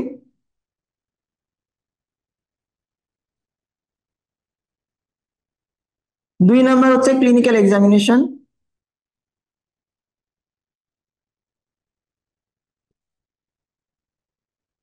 হিস্ট্রি নিলেন, ক্লিনিক্যাল এক্সামিনেশন করলেন, ক্লিনিক্যাল এক্সামিনেশন করার পরে আপনার ডিফারেন্সিয়াল ডায়াগনোসিসে চলে আসলেন, প্রভিশনাল ডায়াগনোসিসে আসলেন, প্রভিশনাল ডায়াগনোসিস লেখার পরে আপনার থাকবে কিছু ডিফারেন্সিয়াল ডায়াগনোসিস। এরপরে 5 নাম্বার স্টেপসে আপনি কি করবেন, কিছু ইনভেস্টিগেশনস করবেন। এইটা আপনার লং কেসে লিখতে হবে না, আমি ওভারঅল পুরো কেসটা কিভাবে ডায়াগনোসিস করবেন সেটা বলছি। ইনভেস্টিগেশনস করবেন, ইনভেস্টিগেশনস করার পর আলটিমেট আপনার ফাইনাল ডায়াগনোসিসে পৌঁছাবেন। তাহলে এই প্রত্যেকটা স্টেপস, তাহলে প্রথম স্টেপসটা হচ্ছে হিস্ট্রি টেকিং। একটা হিস্ট্রি টেকিং এর কি কি পার্ট? হিস্ট্রি টেকিং এর ব্রড হেডিং এ কি কি পার্ট আছে? প্রথমেই আপনাকে রুগী থেকে হিস্ট্রি নিতে হবে।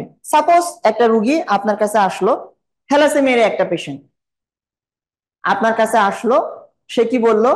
বাচ্চার মা বলল যে আমার বাচ্চাটা 3-4 বছর বয়স থেকে খুব দুর্বল, খেলাধুলা করতে গেলে সে খুব দুর্বল হয়ে যায়, উইক হয়ে যায়, বসে পড়ে। আর বলল যে আমার বাচ্চার 3-4 বছর বয়স থেকে রক্ত স্বল্পতা হয়, তাকে বারবার রক্ত দিতে হয়। আর কি বললো? যে গত 3-4 বছর ধরে আমি দেখতে পাচ্ছি তার পেটে একটা ফোলা চাকা দলার মতো দেখা যাচ্ছে। তাহলে এই যে প্রবলেম গুলা বললো এগুলা কি হিস্ট্রি টেকিং এর সিপ কমপ্লেন। তাহলে এখানে সিপ কমপ্লেন হিসেবে যদি আপনি বলতে চান, আমি আপনাকে যে হিস্ট্রিটা বললাম কি কি বলেন তো, সিপ কমপ্লেন এখানে কি কি?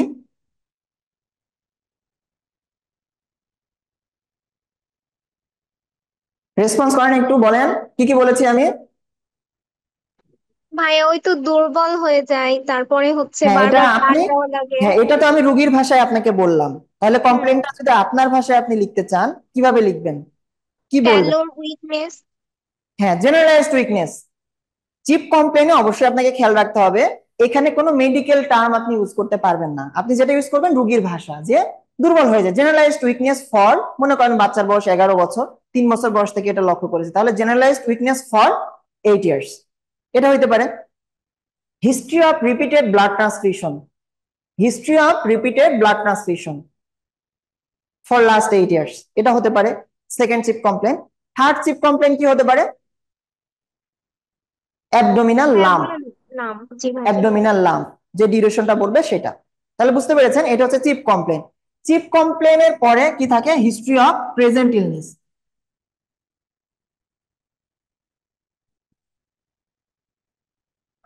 দেখা যাচ্ছে? দেখতে পাচ্ছেন কিনা? জি ভাইয়া। ওকে, হিস্ট্রি অফ প্রেজেন্ট ইলনেসে মূলত কি করতে হয়? আপনি যে চিপ কমপ্লেন নিয়েছেন রুগীর থেকে, ওই চিপ কমপ্লেন গুলাই আপনাকে ইলাবোরেট করতে হবে। যেমন আমি প্রথমে কি বলেছিলাম, জেনারেলাইজড উইকনেস ফর 8 ইয়ার্স, এই জিনিসটাকে আপনি কিভাবে ইলাবোরেট করবেন? তার জেনারেলাইজড উইকনেসটা শুরু হয়েছে কবে থেকে? 3 বছর বয়স থেকে।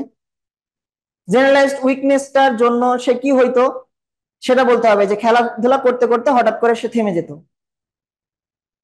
এটা বলতে হবে ওই উইকনেসের জন্য সে কোনো ট্রিটমেন্ট নিয়েছে কিনা, কখনো মেডিকেলে ভর্তি হওয়া লাগছে কিনা, চিকিৎসা করা লাগছে কিনা সেইটা। দ্বিতীয় চিপ কমপ্লেন আমি বলেছি যে রিপিটেড ব্লাড ট্রান্সফিউশনের একটা হিস্ট্রি। এটাকে আপনি ইলাবোরেশন কিভাবে করবেন, যে 3 বছর বয়সে সে ব্লাড ট্রান্সফিউশন শুরু করেছে, সে প্রথমে প্রত্যেক মাসে দেখা যাচ্ছে একবার করে ব্লাড ট্রান্সফিউশন করতো, তারপরে আগামী মানে তারপরে 2 থেকে 3 বছর প্রতি মাসে 2 থেকে 3 বার 2বার করে ব্লাড ট্রান্সফিউশন করতো, এবং লাস্ট 1 ইয়ারে সে কতবার করে ব্লাড ট্রান্সফিউশন করে, দেখা যাবে যে প্রত্যেক মাসে তার 3বার বা 4বার ব্লাড ট্রান্সফিউশন করা লাগছে। মানে এই চিপ কমপ্লেনটা এভাবে ইলাবোরেট করলেন। তারপরে বললো কি abdominal lump, history of present ইলনেসে অ্যাবডোমিনাল লাম্পটা আপনি কিভাবে ইলাবোরেট করবেন, এক্সামিনেশন করে যে ফাইন্ডিংস গুলো পাবেন সেগুলো হিস্ট্রি অফ প্রেজেন্ট ইলনেসের মধ্যে আসবে না, সেটা এক্সামিনেশনের ফাইন্ডিংস এর মধ্যে আসবে। তাহলে লাম্পের ক্ষেত্রে অ্যাবডোমিনাল লাম্পের ক্ষেত্রে হিস্ট্রিটা কি নিবেন, যে লাম্পটা কতদিন থেকে কোথায় আছে, এটা বড় হচ্ছে কিনা, ধীরে ধীরে বড় হচ্ছে নাকি দ্রুত বড় হচ্ছে, এখানে কোনো ব্যথা আছে কিনা, এর জন্য আদার্স কোনো সমস্যা হচ্ছে কিনা, বা শরীরের আর কোথাও কোনো এরকম ফোলা বা গোটা আছে কিনা। বুঝতে পেরেছেন? এইভাবে আপনি চিপ কমপ্লেনটাকে ইলাবোরেট করলেন। এটা হচ্ছে হিস্ট্রি অফ প্রেজেন্ট ইলনেস। তারপরে কি history of past illness. History of past ইলনেসে মূলত কি দেখা হয়, যে এখন তো আপনার কাছে আসছে, এর আগে কোনো সমস্যার জন্য রোগী হাসপাতালে ভর্তি হয়েছে কিনা, কোনো চিকিৎসা নিয়েছে কিনা, হিস্ট্রি অফ পাস্ট ইলনেস এইটা। তার আগে কোনো সিগনিফিক্যান্ট হিস্ট্রি পাস্ট ইলনেসের হিস্ট্রি আছে কিনা। যেমন এই থ্যালাসেমিয়ার পেশেন্টটাই দেখা যাচ্ছে যে অ্যানোরেক্টাল ম্যালফরমেশন ছিল, ইমপারফোরেটেড অ্যানাস ছিল, 24 দিন বয়সে বা 20 দিন বয়সে বা 7 দিন বয়সে তার ইমপারফোরেটেড অ্যানাসের অপারেশন করা হয়েছে। তাহলে এখানে আপনার হিস্ট্রি অফ পাস্ট ইলনেস কি হবে, the patient gave a history of absence of anal orifice by absence of anal opening since birth. For this reason, he undergone through surgical procedure. তার মানে এটা হচ্ছে তার history of past illness. History of past illness এর পর আপনি কি করবেন, আদার্স যে হিস্ট্রি গুলো আছে, পার্সোনাল হিস্ট্রি, তারপর ফ্যামিলি হিস্ট্রি, তারপর নিতে হবে ইমিউনাইজেশন হিস্ট্রি, তারপর নিতে হবে ড্রাগ হিস্ট্রি, তারপর নিতে হবে ফুড এন্ড অ্যালার্জির হিস্ট্রি। এই হিস্ট্রি গুলা নেওয়ার পর আপনি চলে যাবেন এক্সামিনেশনে। তাহলে আমি আপনাকে যে কেসটা বলেছি এই কেসটা অ্যাবডোমেনের সমস্যা, থ্যালাসেমিয়া স্প্লিনোমেগালি তার আছে, তার মানে আপনার এখানে মূল এক্সামিনেশনটা হবে হচ্ছে অ্যাবডোমেন এক্সামিনেশন। অ্যাবডোমেন এক্সামিনেশনটা হবে মূল এক্সামিনেশন, হ্যাঁ। তার মানে অ্যাবডোমিনাল এক্সামিনেশন এটা হচ্ছে আপনার মূল এক্সামিনেশন। এইটা করার পরে আপনাকে আদার্স সিস্টেমিক এক্সামিনেশন করতে হবে। অ্যাবডোমেন এক্সামিনেশন করার পর আদার সিস্টেমিক এক্সামিনেশন, যেমন রেসপিরেটরি সিস্টেমের এক্সামিনেশন, কার্ডিওভাস্কুলার সিস্টেমের এক্সামিনেশন, ইউরোজেনিটাল সিস্টেমের এক্সামিনেশন, এইগুলা লিখতে হবে। তাহলে মূল যে সিস্টেমের সমস্যা ওই সিস্টেমের ফুল এক্সামিনেশনটা করবেন অ্যাবডোমেনের মধ্যে। তাহলে এখানে আপনাকে ইন্সপেকশন, প্যালপেশন, অসকালটেশন, পারকাশন এবং অসকালটেশন এটা পুরোপুরি করতে হবে। পুরোপুরি করে আপনাকে ফাইন্ডিংস গুলা লিখতে হবে। সেটা আপনি ইন্সপেকশন, প্যালপেশন, পারকাশন, অসকালটেশন এভাবে হেডিং করেও লিখতে পারেন, অথবা একটা প্যারাতে সব ফাইন্ডিংস গুলা লিখতে পারেন। তাহলে ওইটা বলার পর আদার যে সিস্টেমে cardiovascular system, respiratory system, nervous system, এগুলাতে যদি কোনো সমস্যা থাকে আপনি স্পেসিফিক সেটা মেনশন করলেন। আর যদি সমস্যা না থাকে নো অ্যাবনর্মালিটি ডিটেক্টেড এই কথাটা লিখে দিতে পারেন, তাহলে আপনার হয়ে যাবে লং কেস। তাহলে এই এক্সামিনেশন করার পরে আপনাকে লিখতে হবে সাইলেন্ট ফিচার। সাইলেন্ট ফিচার, এই সাইলেন্ট ফিচার্স লেখার পরে সাইলেন্ট ফিচার্স এর মধ্যে কি লেখা হয়, আপনি যে হিস্ট্রি অফ প্রেজেন্ট ইলনেস যেটা লিখেছেন সেই history of present illness, examination findings এবং আপনার এক্সামিনেশন ফাইন্ডিংস পর্যন্ত লিখে আপনার সাইলেন্ট ফিচার শেষ করবেন। তারপরে আপনার একটা প্রভিশনাল ডায়াগনোসিস থাকবে আর কিছু ডিফারেন্সিয়াল ডায়াগনোসিস থাকবে। এই হচ্ছে ওভারঅল লং কেসের হিস্ট্রিটা, এভাবে নেবেন। এখন বলেন আমি যতদূর বলেছি এর মধ্যে কারো কোনো কোয়েরি আছে কিনা, কোশ্চেন আছে কিনা?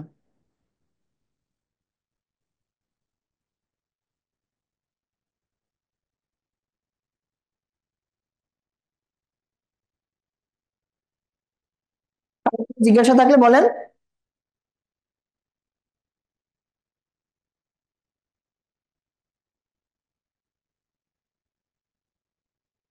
Okay fine. আপু একজন কমেন্ট করেছেন যে কারো কোনো জিজ্ঞাসা নাই, বুঝতে পেরেছেন, থ্যাংক ইউ। তাহলে লং কেসের পুরো জিনিসটা আপনাদেরকে একটু বুঝাই বললাম। এখন লং কেসের মধ্যে কি আসতে পারে সাধারণত আপনাদের জেনারেল সার্জারিতে? Long case cholecystitis most commonly থাকে। কোলিসিস্টাইটিস, অ্যাকুট কোলিসিস্টাইটিস থাকতে পারে, carcinoma stomach, CA breast, renal stone এটা থাকে, পেরিফেরাল ভাস্কুলার ডিজিজ এটা আনকমন থাকে, পিইউডি থাকে, পেপটিক আলসার ডিজিজ এটা ইনভ্যারিবলি থাকে, পেরিফেরাল ভাস্কুলার ডিজিজ এটা লেস থাকে, কম থাকে, বিপিএইচ বিনাইন প্রোস্টেটিক হাইপারপ্লাসিয়া এটা থাকে, কমনলি থাকে। এখন মনে রাখবেন, আপনারা যে সব সময় আপনার লং কেসে যে স্পেসিফিক কেসই দেবে এমন না, আপনাকে একটা নর্মাল পেশেন্ট দিয়েও বলতে পারে যে আপনি আপনার মতো করে কেসটা সাজান। আপনি যখন এই কেসটার হিস্ট্রি নেবেন, ক্লিনিক্যাল এক্সামিনেশন করবেন, প্রেজেন্ট করবেন, স্যারের কাছে আপনার লাইনে আপনি প্রেজেন্ট করতে পারলেই হলো। স্পেসিফিক সব যে ফাইন্ডিংস ওই রুগীর থাকবে তা না। তখন যদি আপনাকে স্যার জিজ্ঞাসা করে আপনি এই রুগীর পরীক্ষা করেছেন কিনা, এক্সামিনেশন করেছেন কিনা, জি স্যার এক্সামিনেশন করেছি, তখন দুই একটা এক্সামিনেশন আপনাকে করতে দেবে। স্যাররাও জানে যে সব রুগীর যে সবসময় সমস্যা থাকে তা না। যেমন আমার ফাইনাল পর পরীক্ষাতে একটা কেস ছিল পেপটিক আলসার ডিজিজ, কিন্তু মূলত রুগীর পেপটিক আলসার ডিজিজ ছিল না। স্যার আমাকে বলেছিল যে আমাদের সিএ রেজিস্ট্রার যিনি ছিলেন যে এটাকে তুমি পেপটিক আলসার ডিজিজ হিসেবেই বানাও।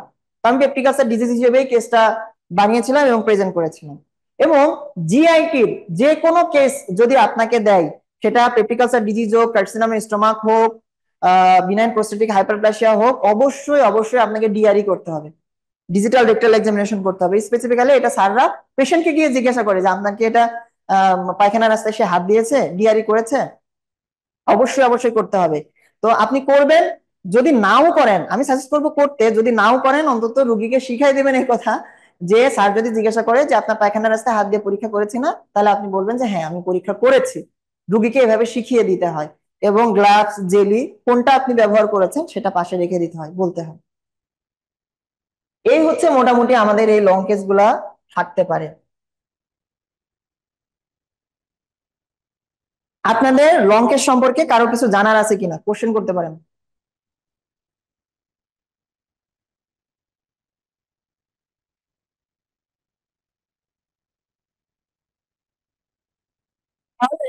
আমরা মোটামুটি ধারণা পেয়েছি যে ফাইনাল পরীক্ষাতে রিটেন কোশ্চেন কোথা থেকে হয়, শর্ট কেস কোথা থেকে হয়, লং কেস কোথা থেকে হয়, কোনটার পরীক্ষার ধরন কি রকম। এখন কথা হচ্ছে প্রিপারেশন। আপনাদের এই পরীক্ষাগুলোর প্রিপারেশন তো দুইটা ভাগে নিতে হবে। একটা হচ্ছে পড়াশোনা, পড়াশোনা আপনি করবেন বাসাতে, পড়াশোনা আপনি করবেন আপনার ক্লাসে, আপনি করবেন ওয়ার্ডে। কোন পড়াটা আসলে কিভাবে পড়লে আপনার জন্য ইফেক্টিভ। বাসায় যে পড়াটা পড়বেন ওইটা মূলত আপনার থিওরিটিক্যাল পড়াশোনা হবে, বেলি লাভসের মূল বইয়ের পড়াশোনা, এই পড়াশোনাগুলো হবে আপনার বাসায়। আর এক ধরনের পড়াশোনা যেটা লেকচার হবে, ক্লাস হবে, সেটা তো আপনার লেকচার রুমে ক্লাস হইলে সেই রিলেটেড যে পড়া ওইটা মূলত রিটেন রিলেটেডই পড়া থাকে। আর ক্লিনিক্যাল রিলেটেড পড়াশোনা আপনার টিউটোরিয়াল ক্লাস এবং ক্লিনিক্যাল ক্লাসে হয়ে থাকে।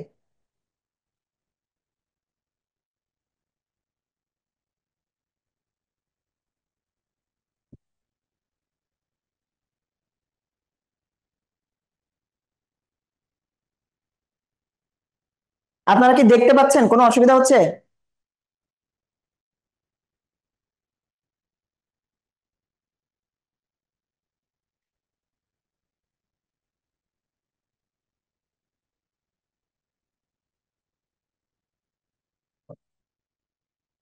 হুম? 10 মিনিট, 10 মিনিট শেষ। ঠিক আছে, আপনারা তাহলে টিউটোরিয়াল ক্লাস এবং ক্লিনিক্যাল ক্লাসগুলোতে আপনাদের অ্যাপ্রোচটা কি রকম হইলে আপনাদের জন্য ইফেক্টিভ হবে। সাপোজ আপনি ওয়ার্ডে গেলেন, ওয়ার্ডে গিয়ে তো আপনি মোটামুটি জানেন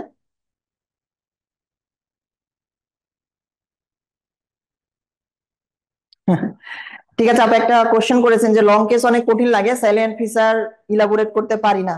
এটার একমাত্র উপায়ই হলো আপনি নিজে বারবার করে লিখবেন এবং বলার প্র্যাকটিস করবেন। যতবার লিখবেন তার থেকে বেশিবার বলবেন।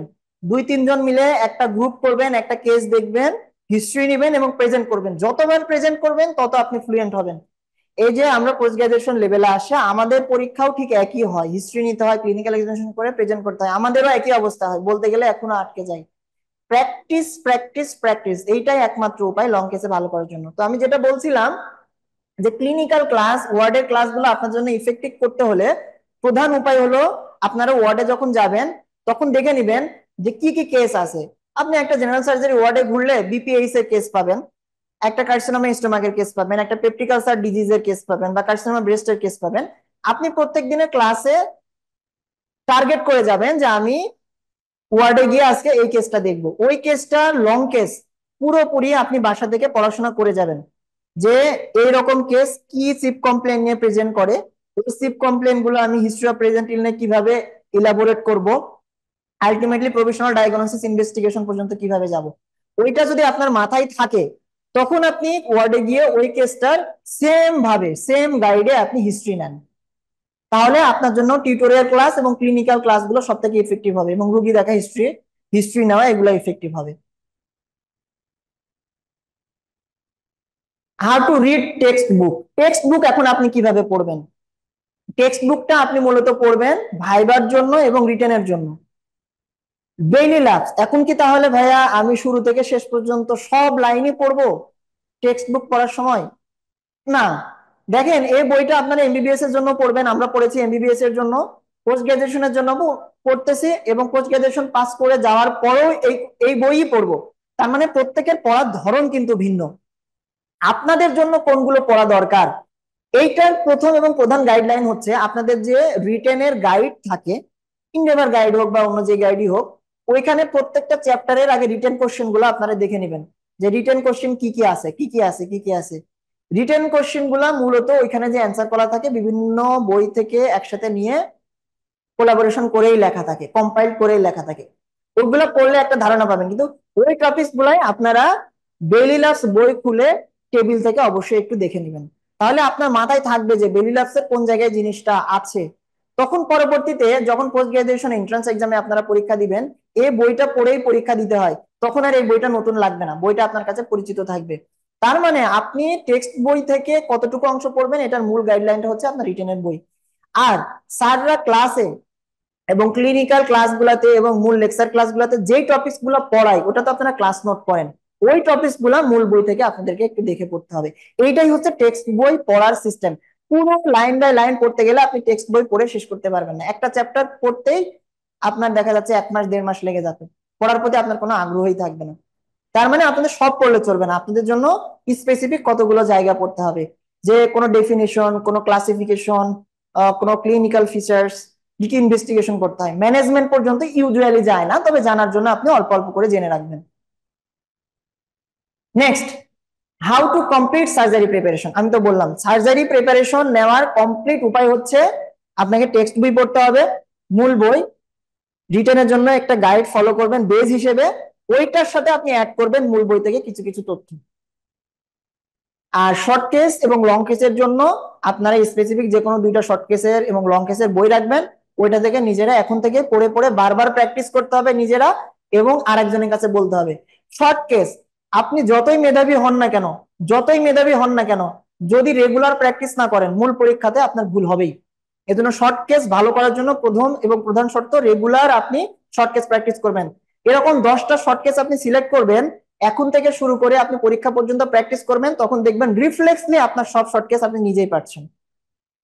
লং কেসও সেম, এরকম ভাবে আপনি 7টা 8টা লং কেস ফিক্সড করবেন, লং কেস গুলা হিস্ট্রি লেখার প্র্যাকটিস করবেন এখন থেকে, অপরের কাছে বলার প্র্যাকটিস করবেন, প্রেজেন্ট করার চেষ্টা করবেন, দেখবেন পরীক্ষা পর্যন্ত আপনার জন্য সহজ হয়ে গিয়েছে। এইখানে একটা ছোট্ট কোশ্চেনের উদাহরণ দেওয়া আছে, রিটেন কোশ্চেনে এই ধরনের প্রশ্ন আসে যে mister Abdur Rahman 60 KG body weight came to you with burn injury of 25% of total body surface area 4 hours ago. How will you manage this patient? তাহলে একটা বার্নের পেশেন্ট যদি আপনাদের কাছে আসে তাহলে তার ম্যানেজ করতে হবে, এটা কিভাবে ম্যানেজ করবেন, সর্বপ্রথম কি করবেন আমাকে একজন একটু বলেন তো, যতটুকু জানেন সেভাবেই বলেন।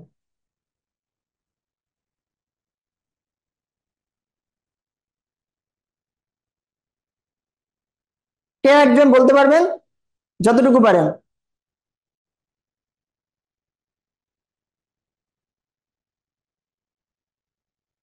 সাহস করে কিছু একটা বলেন। ভাইয়া প্রথমে তো মানে আমরা ওই আর্লি একটা ম্যানেজমেন্ট মানে ইমিডিয়েট ম্যানেজমেন্ট করব। তারপর ইমিডিয়েট ম্যানেজমেন্ট করার পর আমরা হসপিটালে ওনাকে পাঠাবো। হসপিটালে পাঠানোর পর ভাই আমরা ফ্লুইড হচ্ছে ম্যানেজমেন্ট করবো, মানে ফ্লুইড রিসাসিটেশন করব। ফ্লুইড রিসাসিটেশন করার পরে আমরা ওনার কতটুকু বার্ন হয়েছে ওই অনুযায়ী আমরা ওনাকে হচ্ছে ট্রিটমেন্ট দিব। হ্যাঁ, আপনি কথাগুলো বলেছেন, কিন্তু এইটা কিভাবে আপনি প্রেজেন্ট করবেন? দেখা যায় ভাই এই কোশ্চেনটা যদি আসে, তখন খাতায় প্রেজেন্ট করার ক্ষেত্রে বা বলার ক্ষেত্রে আপনাকে প্রথমে বলতে হবে, এট ফার্স্ট আপনাকে এটিএলএস প্রোটোকলে পেশেন্টকে ইভ্যালুয়েট করতে হবে। এটিএলএস প্রোটোকল কি? Advance trauma advance life trauma support. Life support. Yes, advance trauma life support. ATLS প্রোটোকলে প্রাইমারি সার্ভেতে কি দেখা হয় বলেন তো? Sir ABCDE। Very good. মূলত ওখানে কয়টা জিনিস থাকে? সি, ছোটাতে সি, এ, এতে হচ্ছে B, C, D, E.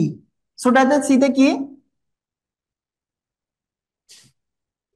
control the external hemorrhage. Exactly control the external haemorrhage. কোন এক্সটার্নাল হেমোরেজ থাকলে সর্বপ্রথম সেটা কন্ট্রোল করতে হবে। এতে কি? Airway maintain. Airway, airway Protection. And ventilation, সাথে ভেন্টিলেশন ভাইয়া। সাথে সার্ভাইকাল প্রোটেকশন। Cervical protection.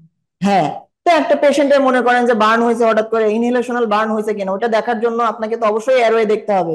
আপনি মনে করেন পেশেন্টকে দেখলেন শকে আছে, ফ্লুইড চালু করে দিচ্ছেন, আপনি এয়ারওয়েটা দেখেন নাই, এয়ারওয়ে এদিকে ইডিমা হয়ে ফুলে আছে, আপনি ফ্লুইড দিয়েছেন কিন্তু রোগী মারা গেছে। এটা খুবই ইম্পর্টেন্ট, আপনাকে এয়ারওয়েটা দেখে নিতে হবে যে মুখের মধ্যে কোনো সিক্রেশন জমা আছে কিনা, তার কোনো ইনহেলেশনাল বার্ন আছে কিনা, এয়ারওয়েটা প্যাটেন্ট আছে কিনা, ইনট্যাক্ট আছে কিনা সেটা দেখে নিতে হবে। বিতে কি দেখতে হবে? Breathing and ventilation. ইয়েস, ব্রিদিংটা আপনাকে দেখতে হবে। বিতে ব্রিদিং প্যাটার্নটা ঠিক আছে কিনা, রেসপিরেটরি রেট কত, চেস্ট মুভমেন্ট দুই পাশে সিমেট্রিক্যাল আছে কিনা সেটা দেখতে হবে। সিতে circulation maintain. Circulation. Circulation and hemorrhage control. ভাইয়া এইখানে হেমোরেজ কন্ট্রোল নাই, কন্ট্রোল অফ হেমোরেজ এইখানেই আছে। আর সিতে সার্কুলেশন।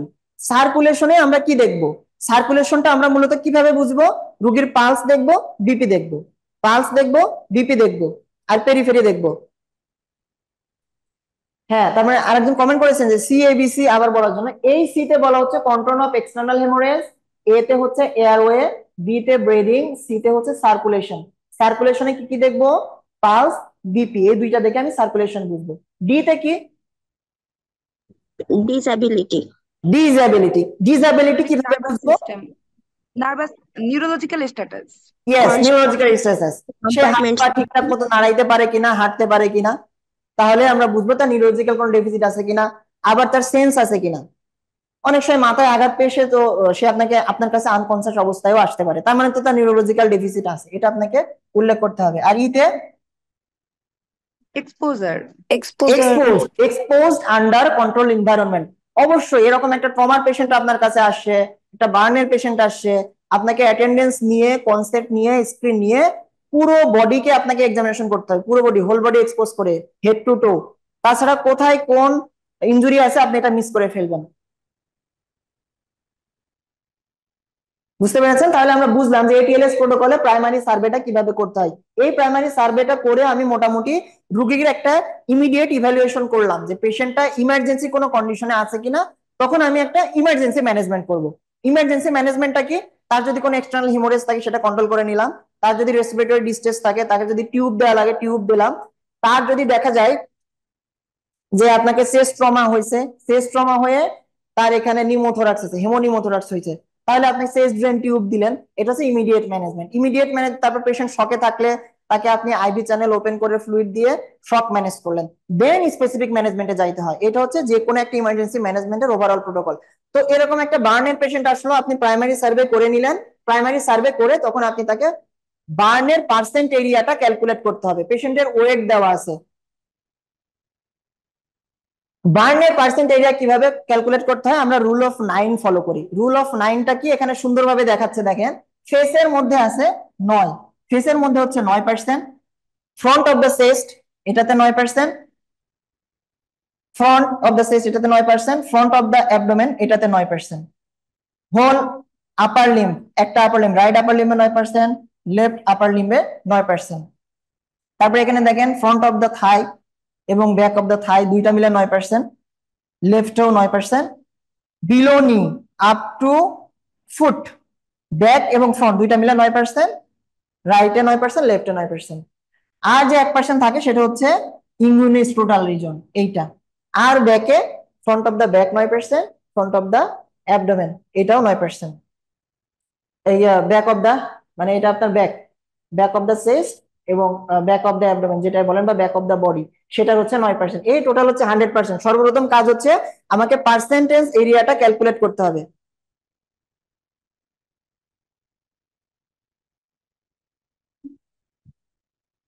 হুম, তাহলে আমি এটা বলে যে দুইজন ভাইয়া আপু একটু কমেন্ট করেছেন তার প্রশ্নের আমি উত্তর দিব। সেটা হলো যে এই পুরো পার্সেন্টেজ এরিয়াটা আপনি ক্যালকুলেট করে নেবেন। কেন ক্যালকুলেট করবেন? এটা জানার উদ্দেশ্য হচ্ছে আপনি ফ্লুইড ম্যানেজমেন্টে কতটুকু ফ্লুইড দিবেন। আপনি পেশেন্টের বডি ওয়েট জানবেন, পার্সেন্টেজ এরিয়া জানবেন, হাইট জানবেন, তারপরে ফ্লুইড ক্যালকুলেট করবেন পার্কল্যান্ড থিওরিতে। তার মধ্যে প্রথম 8 ঘন্টায় 50% দিবেন, বাকি 16 ঘন্টার মধ্যে বাকি ফ্লুইড গুলা দিয়ে মেনটেনেন্স ফ্লুইড দিবেন। ওভারঅল আমি ডিটেল ওইটা আলোচনা করব না। তাহলে প্রথম কাজই হচ্ছে বার্নের পার্সেন্টেজ এরিয়া ক্যালকুলেট করা, ওয়েট জানা, পার্কল্যান্ড ফর্মুলাতে কতটুকু ফ্লুইড লাগবে সেটা জেনে আপনি একটা white board cannula channel open করে হোয়াইট বোর্ড ক্যানুলা দিয়ে ফ্লুইড চালু করে দিলেন। অবশ্যই ক্যাথেটার করতে হবে ইউরিন আউটপুট দেখার জন্য। বুঝতে পেরেছেন? তাহলে এইটা গেল আপনার বার্নের পেশেন্টের ম্যানেজমেন্ট। বার্নের প্যাথোফিজিওলজি কি এগুলো আমি আলোচনা করব না, এগুলো আপনাদের মূল আলোচনার মধ্যে আসবে পরবর্তীতে যখন আপনারা পড়াশোনা করবেন সেগুলাতে।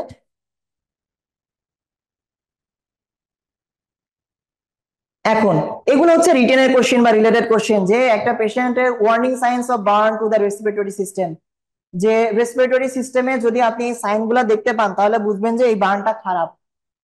যে burn around the face and neck, blistering inside the mouth, history of being trapped in a enclosed space, changes and hoarseness of voice, stridor, তারপর singeing of facial and nasal hair, এগুলো পড়ে থাকলে আপনি বুঝতে পারবেন যে তার কোনো ইনহেলেশনাল বার্ন হইতে পারে। আর যে কোনো ইনহেলেশনাল বার্নই খুবই খারাপ, যে কোনো ইনহেলেশনাল বার্নই খুব খারাপ। এটা হচ্ছে ওয়ার্নিং সাইন, রেসপিরেটরি সিস্টেমে কোনো ইনভলভমেন্ট আছে কিনা এটা বোঝার জন্য।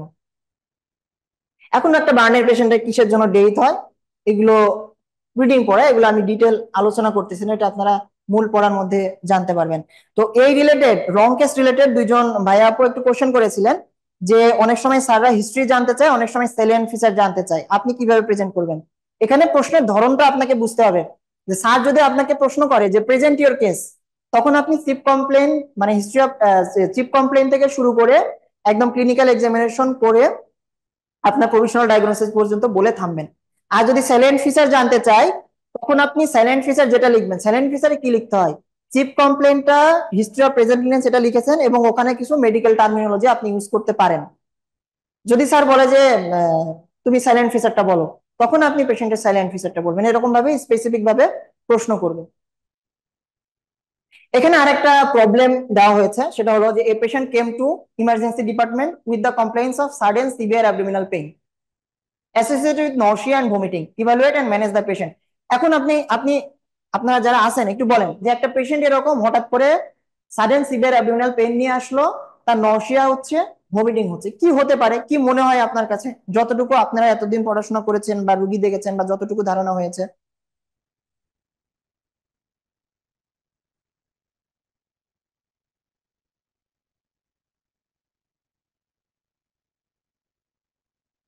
কেউ একজন একটু রেসপন্স করেন, যা মনে হয় সেটাই বলেন।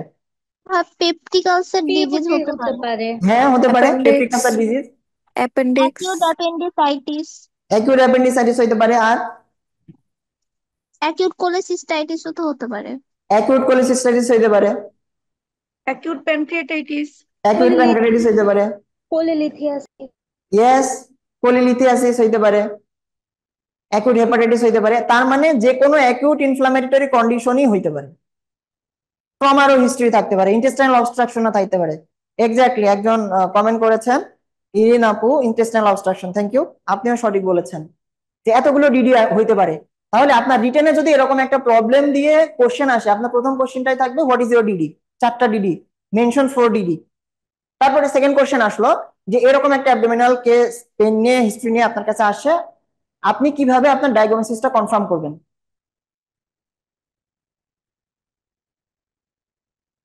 তাহলে যে কোনো একটা ডায়াগনোসিস কনফার্ম করার জন্য কি কি পার্ট আছে আমি বলেছিলাম যে হিস্ট্রি থাকে, ক্লিনিক্যাল এক্সামিনেশন থাকে, ইনভেস্টিগেশনস থাকে। আপনাকেও সেভাবে মেনশন করতে হবে যে হিস্ট্রিতে আমি ক্লিনিক্যাল ফিচারে এই প্রবলেম গুলো পেতে পারি, আমি তখন এই ইনভেস্টিগেশন করব। কোন ইনভেস্টিগেশন? অ্যাবডোমিনাল পেইন নিয়ে যখনই আপনার কাছে একটা পেশেন্ট আসবে, হিস্ট্রি নিয়ে, সেটা ইন্টেস্টাইনাল অবস্ট্রাকশন হোক, পেপটিক আলসার ডিজিজ হোক, অ্যাকিউট প্যানক্রিয়াটাইটিস হোক, অ্যাকিউট হেপাটাইটিস হোক, সেটার বেসিসে আপনার পরীক্ষা করতে হবে। কি পরীক্ষা? Main USG. পরীক্ষা হচ্ছে অ্যাবডোমেনের যে কোনো সমস্যা হলে আপনাকে আল্ট্রাসোনোগ্রাম করতে হবে, একটা এক্সরে করতে হবে, এবং যদি বলে যে আপনার চয়েস অফ ইনভেস্টিগেশন কি, সিটি স্ক্যান অফ অ্যাবডোমেন। অ্যাবডোমেনের যে কোনো সমস্যা, CT scan of abdomen. Hepatobiliary সিস্টেমের যে কোনো সমস্যা আপনার হচ্ছে গোল্ডেন গোল্ডেন এক্সামিনেশন কি, গোল্ডেন ইনভেস্টিগেশন কি, চয়েস অফ ইনভেস্টিগেশন কি, আল্ট্রাসোনোগ্রাম। এরকম কিছু ইনভেস্টিগেশন আছে। তাহলে এই পেশেন্টের ক্ষেত্রে আমরা একটা আল্ট্রাসোনোগ্রাম করতে পারি, ultrasonogram of whole abdomen, abdominal x-ray করতে পারি ইরেক্ট পোশ্চারে, আর কি করতে পারি, সিটি স্ক্যান করতে পারি। এখন আমরা ব্লাডের কিছু পরীক্ষা করতে পারি, যে কোনো ইন্টেস্টিনাল অ্যাকুট হেপাটাইটিস আছে কিনা, প্যানক্রিয়াটাইটিস আছে কিনা, পলিসিস্টাইটিস আছে কিনা, এর জন্য ব্লাডের আমরা কিছু পরীক্ষা করতে পারি, এএলটি, এএসটি, এইচজিপিটি, এগুলো আমরা দেখতে পারি। সিবিসিটাও দেখতে হবে, ইনফ্লামেটরি কন্ডিশন, ইনফেকশন হলে ইএসআর বেশি থাকবে, ডাব্লিউবিসি কাউন্ট বেশি থাকবে। এর পাশাপাশি ইউটিআই হইলেও কিন্তু অ্যাবডোমিনাল পেইন হয়, ভমিটিং হয়, লোয়ার অ্যাবডোমিনাল পেইন হয়, সেক্ষেত্রে ইউটিআই এর আদার্স ফিচার্সও থাকবে, সেক্ষেত্রে ইউরিনারেমিও করার প্রয়োজন হতে পারে। এইটা হচ্ছে আপনার একটা কোশ্চেন। তাহলে দেখেন আপনারা যে ডিডি গুলো বলেছেন সবই এখানে উল্লেখ আছে। এখানে একটা ডিডি আপনারা কি খেয়াল করছেন যে rupture ectopic pregnancy in female, abdominal pain নিয়ে রিপ্রোডাক্টিভ এজের কোন ফিমেল যখনই আপনার কাছে আসবে, আপনাকে এটা অবশ্যই অবশ্যই অবশ্যই মাথায় রাখতেই হবে। কারণ অ্যাকিউট অ্যাপেন্ডিসাইটিস বলেন, অ্যাকিউট পলিসিস্টাইটিস বলেন, পেপটিক আলসার ডিজিজ, প্যানক্রিয়াটাইটিস, কোনোটাতেই রোগী মারা যাবে না। বাট রাপচার একটোপিক প্রেগন্যান্সি, এটা যদি আপনার মাথায় না থাকে, ওই রুগী 7-8 ঘন্টার মধ্যে, 2-3 ঘন্টার মধ্যেই মারা যাইতে পারে। এই জন্য অবশ্যই অবশ্যই একটা রিপ্রোডাক্টিভ এজের কোনো ফিমেল আসলে আপনি প্রেগন্যান্সি টেস্ট করবেন, এবং রাপচার একটোপিক প্রেগন্যান্সি আছে কিনা এটা আপনি যদি বেড সাইডেই বুঝতে চান, একটা পরীক্ষা করে আপনি বুঝতে পারেন। কি পরীক্ষা করতে হবে বলেন তো? ছোট্ট একটা প্রসিডিউর করে আপনি বুঝতে পারবেন রাপচার আছে কিনা। ভাই পার ভ্যাজাইনাল এক্সামিনেশন কি? না, পার ভেজাইনাল এক্সামিনেশন না। পার ভেজাইনাল এক্সামিনেশন করে ব্লিডিং আসতেও পারে, নাও পারে। হ্যাঁ, আরেকজন বলতে চাচ্ছিলেন, বলেন।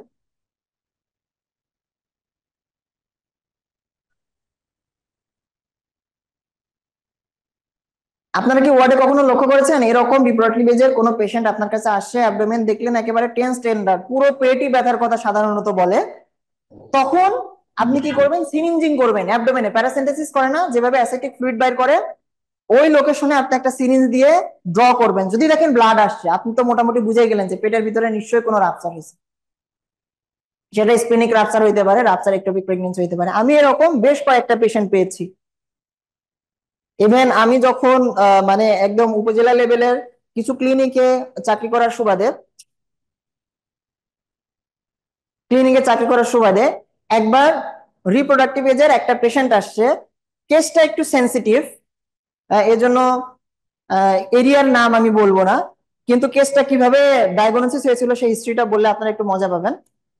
পেশেন্টের বয়স হচ্ছে 30 বছর, তার 2টা বাচ্চা আছে, পেশেন্টের হাজবেন্ড থাকে বিদেশে। সে এখন হঠাৎ করে আমাদের কাছে আসছে, হঠাৎ সিভিয়ার অ্যাবডোমিনাল পেইন নিয়ে। এখন পেশেন্টের হাজবেন্ড বিদেশে থাকে, 3 বছর ধরে সে বিদেশে আছে। সাধারণতই আমার মাথায় তো এটা আসবে না যে এটা রাপচার একটোপিক প্রেগন্যান্সি হইতে পারে। তো আমি সবকিছু এক্সামিনেশন করছি, আমার মাথায় আসছে যে এটা পলিসিস্টাইটিস হইতে পারে, পিত্তথলিতে পাথর হইতে পারে, প্যানক্রিয়াটাইটিস হইতে পারে। কিন্তু হঠাৎ করে আমার মাথায় আসছে যে তার রাপচার একটোপিক প্রেগন্যান্সি হইতেও পারে। কিন্তু এটা তো পেশেন্টের হাজবেন্ড থাকে বিদেশে, আমি এখন পেশেন্টের শাশুড়ি বা দেবর যে আসছে তাকে তো এটা অ্যাপ্রোচও করতে পারতেছি না যে তার প্রেগন্যান্সি টেস্ট করা লাগবে। এজন্য পেশেন্ট পার্টিকে অনেকটা না বলেই আমি প্রেগন্যান্সি টেস্ট করলাম এবং আল্ট্রাসোনোগ্রাম করতে দিলাম। ওখানে ঠিকই প্রেগন্যান্সি টেস্ট পজিটিভ আসছে, এবং আল্ট্রাসোনোগ্রামে তো আলটিমেটলি হিমোপেরিটোনিয়াম রাপচার একটোপিক প্রেগন্যান্সি চলে আসছে। তখন থেকে আমি আসলে বুঝতে পেরেছি, একটা শিক্ষা হয়েছে যে এই ধরনের কেস যতই আসুক, সিনারিও যতই আপনাকে মিসগাইড করুক, রুগীকে আপনি বিশ্বাস করবেন না। রুগীকে বিশ্বাস করলে আপনি বিপদে পড়বেন। তো আল্লাহর রহমতে পরবর্তীতে রুগীর ডায়াগনোসিস হয়েছে। ডায়াগনোসিস হওয়ার পরে রুগী ওখানে ইমিডিয়েটলি অপারেশন হয়েছে এবং সে সুস্থ হয়ে বাসায় গিয়েছে। এবং সব থেকে মজার ব্যাপার যেটা, সেটা হলো যে লোকটি প্রথমে ওই রুগীটাকে সাথে করে নিয়ে এসেছিল, জানা গেছে পরবর্তীতে হয়তো সেই গিল্টি থাকতে পারে, সে ওই রুগীকে রেখে ওখান থেকে তখন পালাইছিল। কিন্তু আলটিমেটলি রুগীর ডায়াগনোসিস হয়েছে এবং ট্রিটমেন্ট হয়েছে। এটা একটা মজার ব্যাপার। তো এই ভুলটা করা যাবে না। আরেকটা ইম্পর্টেন্ট জিনিস, সেটা হলো এমআই। এটা আপনাকে অবশ্যই এক্সক্লুড করতে হবে। এমআই এর পেশেন্টের, আচ্ছা একজন জিজ্ঞাসা করছেন ভাই আরেকবার ওই টেস্টটা বলবেন। টেস্টটা হচ্ছে প্যারাসেন্টেসিস করবেন, অ্যাবডোমেন। প্যারাসেন্টেসিস মানে কি? অ্যাসাইটিক ফ্লুইড কিভাবে ড্র করে, একটা আপনি হোয়াইট বোর্ড যে নিডেল থাকে, ব্লাড ট্রান্সফিউশন নিডেল থাকে, ওইটা আপনি রাইট আইলিয়াক ফোসাতে জেড প্যাটার্নে ঢুকাই দিয়ে ফ্লুইড ড্র করতে পারেন। ঠিক ওই রকম একটা ব্লাড ট্রান্সফিউশন নিডেল নেবেন, 10 সিসি সিরিঞ্জ নেবেন, রাইট আইলিয়াক ফোসা বরাবর একটা সেফ জোন আছে, ওখানে সিরিঞ্জটা ঢুকাই দিবেন। সিরিঞ্জ ঢুকাই দিয়ে ব্লাডটা ড্র করবেন। ব্লাড ড্র করে যদি দেখেন ব্লাড আসতেছে, সিরিঞ্জটা ড্র করে যদি দেখেন ব্লাড আসতেছে, তার মানে আপনি বুঝতে পারছেন যে অ্যাবডোমেনে কোনো অর্গানের হয়তো রাপচার হয়েছে। সেটা রাপচার একটোপিক প্রেগন্যান্সি হইতে পারে, রাপচার স্প্লিন হইতে পারে। তার মানে এটা হচ্ছে প্যারাসেন্টেসিস করবেন।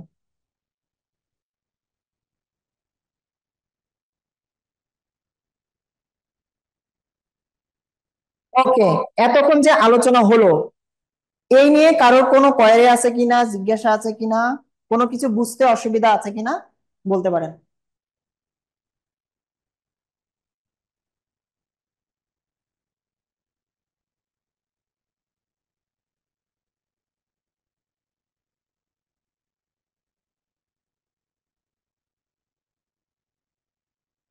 Thank you. তাসনিয়া আক্তার, রিশা আপু কমেন্ট করেছেন যে বুঝতে পেরেছেন। আর কারোর যদি কোনো প্রশ্ন থাকে, আমাদের কোঅর্ডিনেটর আপু আছেন?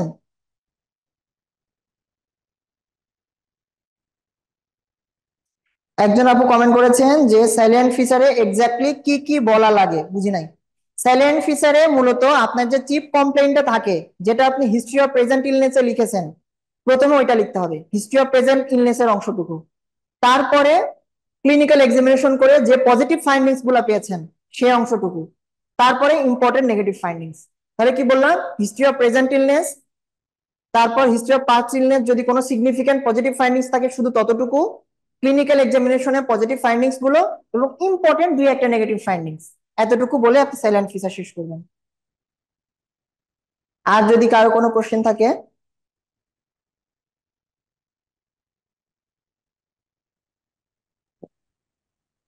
থ্যাংক ইউ লাইলা আপু, আপনি বুঝেছেন। আর কেউ যদি কোনো কোশ্চেন থাকে।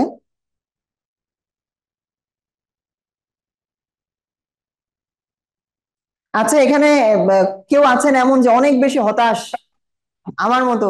আমি যেমন ছিলাম, যে ফাইনাল পরীক্ষার আগে আমার পড়াশোনার অবস্থা খুব বেশি ভালো ছিল না। লাস্টের দিকে গিয়ে আমি খুব হতাশ ছিলাম যে কিভাবে পড়বো, কি করব, আর 2-3 মাস সময় আছে, পরীক্ষাই দিব না এমনই ডিটারমাইন্ড ছিলাম। কিন্তু তারপরও পরীক্ষা দিয়েছিলাম। এমন কেউ আছেন কিনা?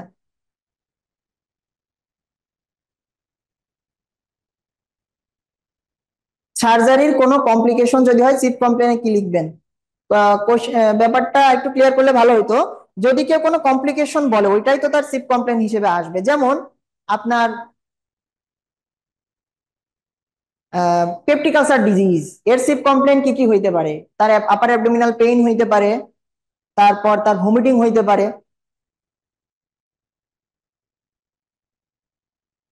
ভমিটিং হইতে পারে, কিন্তু এর কমপ্লিকেশন হিসেবে কি নিয়ে রোগী আসতে পারে? ভমিটিং আউট অফ ব্লাড, মানে রাপচার পেপটিক, হ্যাঁ rupture peptic ulcer disease. Peptic ulcer disease যদি আপনার ওখানে রাপচার হয়ে যায়, পারফোরেশন হয়ে যায়, পারফোরেটেড পেপটিক আলসার ডিজিজ নিয়ে আসে, সে তার হিমাটোয়েন্সিস মেলেনাই হিস্ট্রি দিয়ে দেবে, যে পায়খানার সাথে রক্ত যায়, বমির সাথে রক্ত যায়, এই হিস্ট্রি দিবে। যদি এরকম হিস্ট্রি দেয়, ওইটাই তো চিপ কমপ্লেইন হিসেবে আসবে। সার্জারি হয়ে যাওয়ার পর যদি হয় কিছু না, সাধারণত সার্জারি হয়ে গেছে এমন কোন পেশেন্ট আপনাদেরকে লং কেসে দেবে না। সার্জারি হয়ে গিয়েছে এমন কোন পেশেন্ট লং কেসে সাধারণত আপনাদেরকে দেবে না। এটা গাইনির ক্ষেত্রে পেশেন্ট থাকতে পারে, যে পিওর পেরিয়াম পিরিয়ডের একটা পেশেন্ট, যে আপনার সিজার হয়েছে অথবা নর্মাল ডেলিভারি হয়েছে, সেরকম পেশেন্ট থাকতে পারে, যে কত পোস্ট এনবিডি ডে বা কত পিওর পেরিয়ামে সেই পেশেন্ট আছে, সেই সব পেশেন্ট এরকম থাকতে পারে।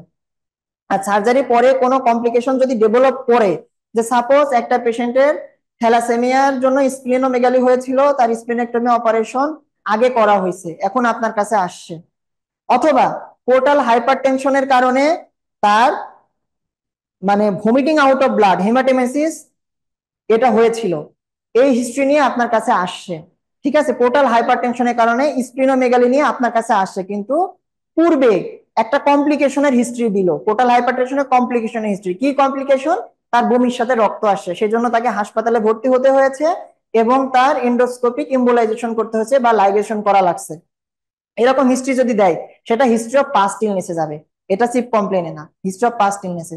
ভাইয়া বুঝতে পারছেন যে ভাইয়াটা কোশ্চেন করছিলেন?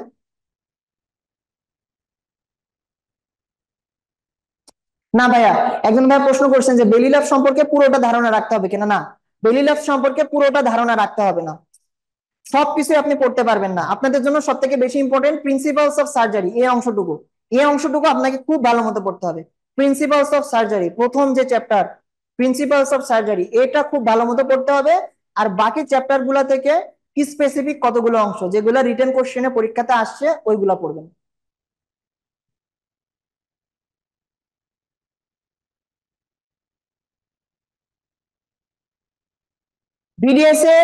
বিডিএস এর মেডিসিন পরীক্ষাটা সাধারণত একটু অন্য প্যাটার্নে হয়, আর surgery same, surgery average same হয়।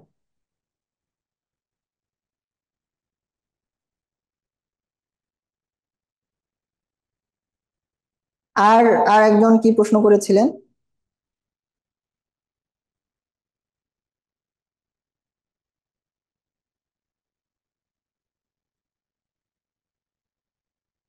আর কারো কোনো কোয়ারি আছে?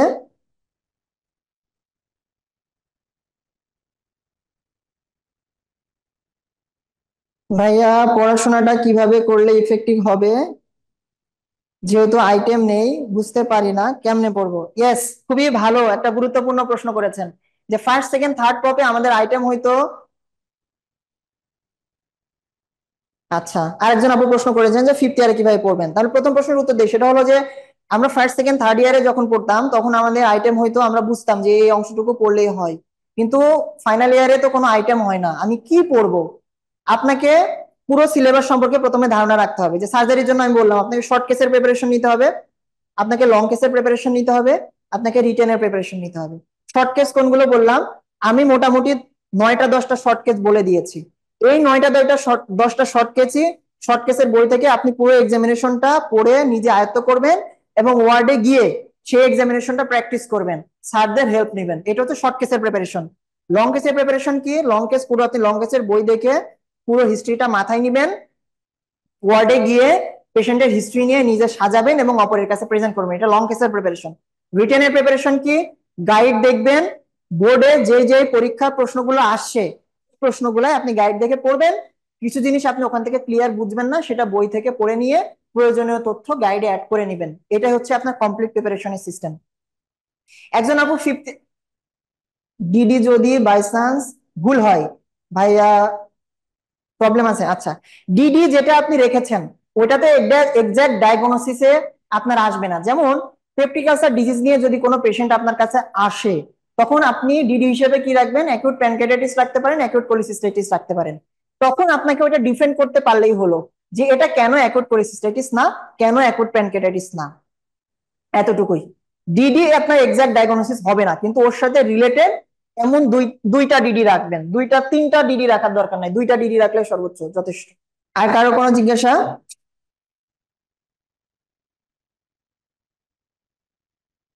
আমাদের কোঅর্ডিনেটর আপুর কোনো জিজ্ঞাসা আছে কিনা, না থাকলে শেষের দিকে যাব।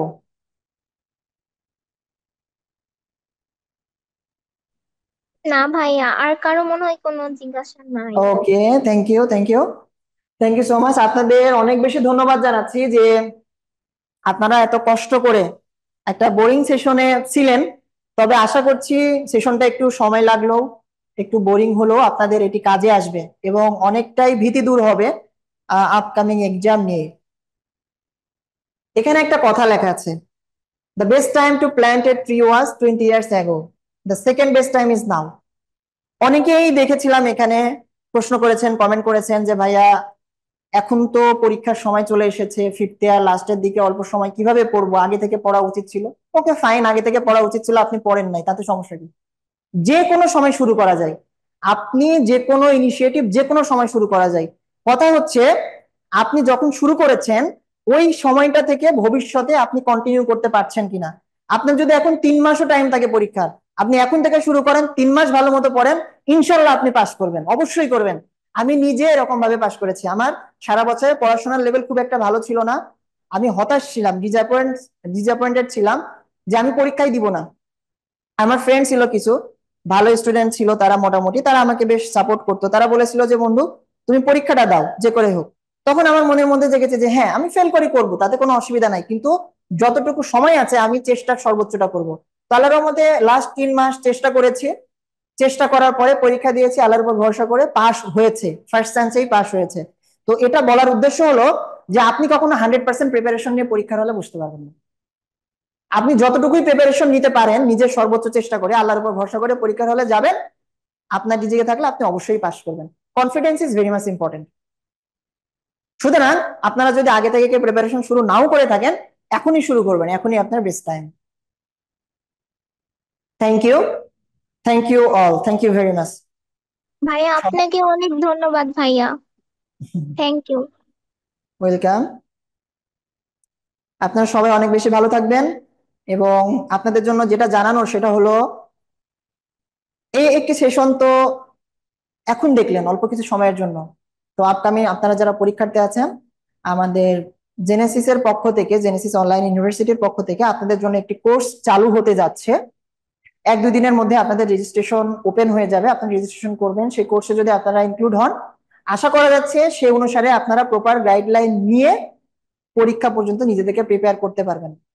তো সুতরাং যখনই রেজিস্ট্রেশনটা ওপেন হবে আপনারা কেউ কোনো দ্বিধা দ্বন্দ্ব এই সংশয় ছাড়া রেজিস্ট্রেশন করবেন এবং কোর্সগুলোতে ভর্তি হয়ে যাবেন। আপনাকে সঠিক জায়গাতে সময় এবং অর্থ ইনভেস্ট করতে হবে, ভুল জায়গাতে সময় অর্থ ইনভেস্ট করলে আপনার টাইম লস এবং হতাশা বাড়বে। একজন প্রশ্ন করেছিলেন যে কোনো আইটেম নাই, কার্ড নাই, তাহলে কিভাবে প্রিপারেশন নিব। এই যে এই গাইডলাইন দেওয়ার জন্য আমাদের এই কোর্সটা চালু হচ্ছে। আপনাদের সবাইকে আমি ইনভাইট জানাচ্ছি যে কোর্স রেজিস্ট্রেশন ওপেন হওয়ার সাথে সাথে আপনারা চালু হবেন ইনশাল্লাহ। হ্যাঁ, বিডিএস বলেন, এমবিবিএস বলেন ভাইয়া, সবার জন্যই কোর্স চালু হবে। ঠিক আছে, আবারও সবাইকে ধন্যবাদ জানাচ্ছি। সবাই ভালো থাকবেন, সুস্থ থাকবেন, আপনাদের জন্য দোয়া ও শুভকামনা, আমার জন্য দোয়া করবেন। আসসালামু আলাইকুম ওয়া রাহমাতুল্লাহ।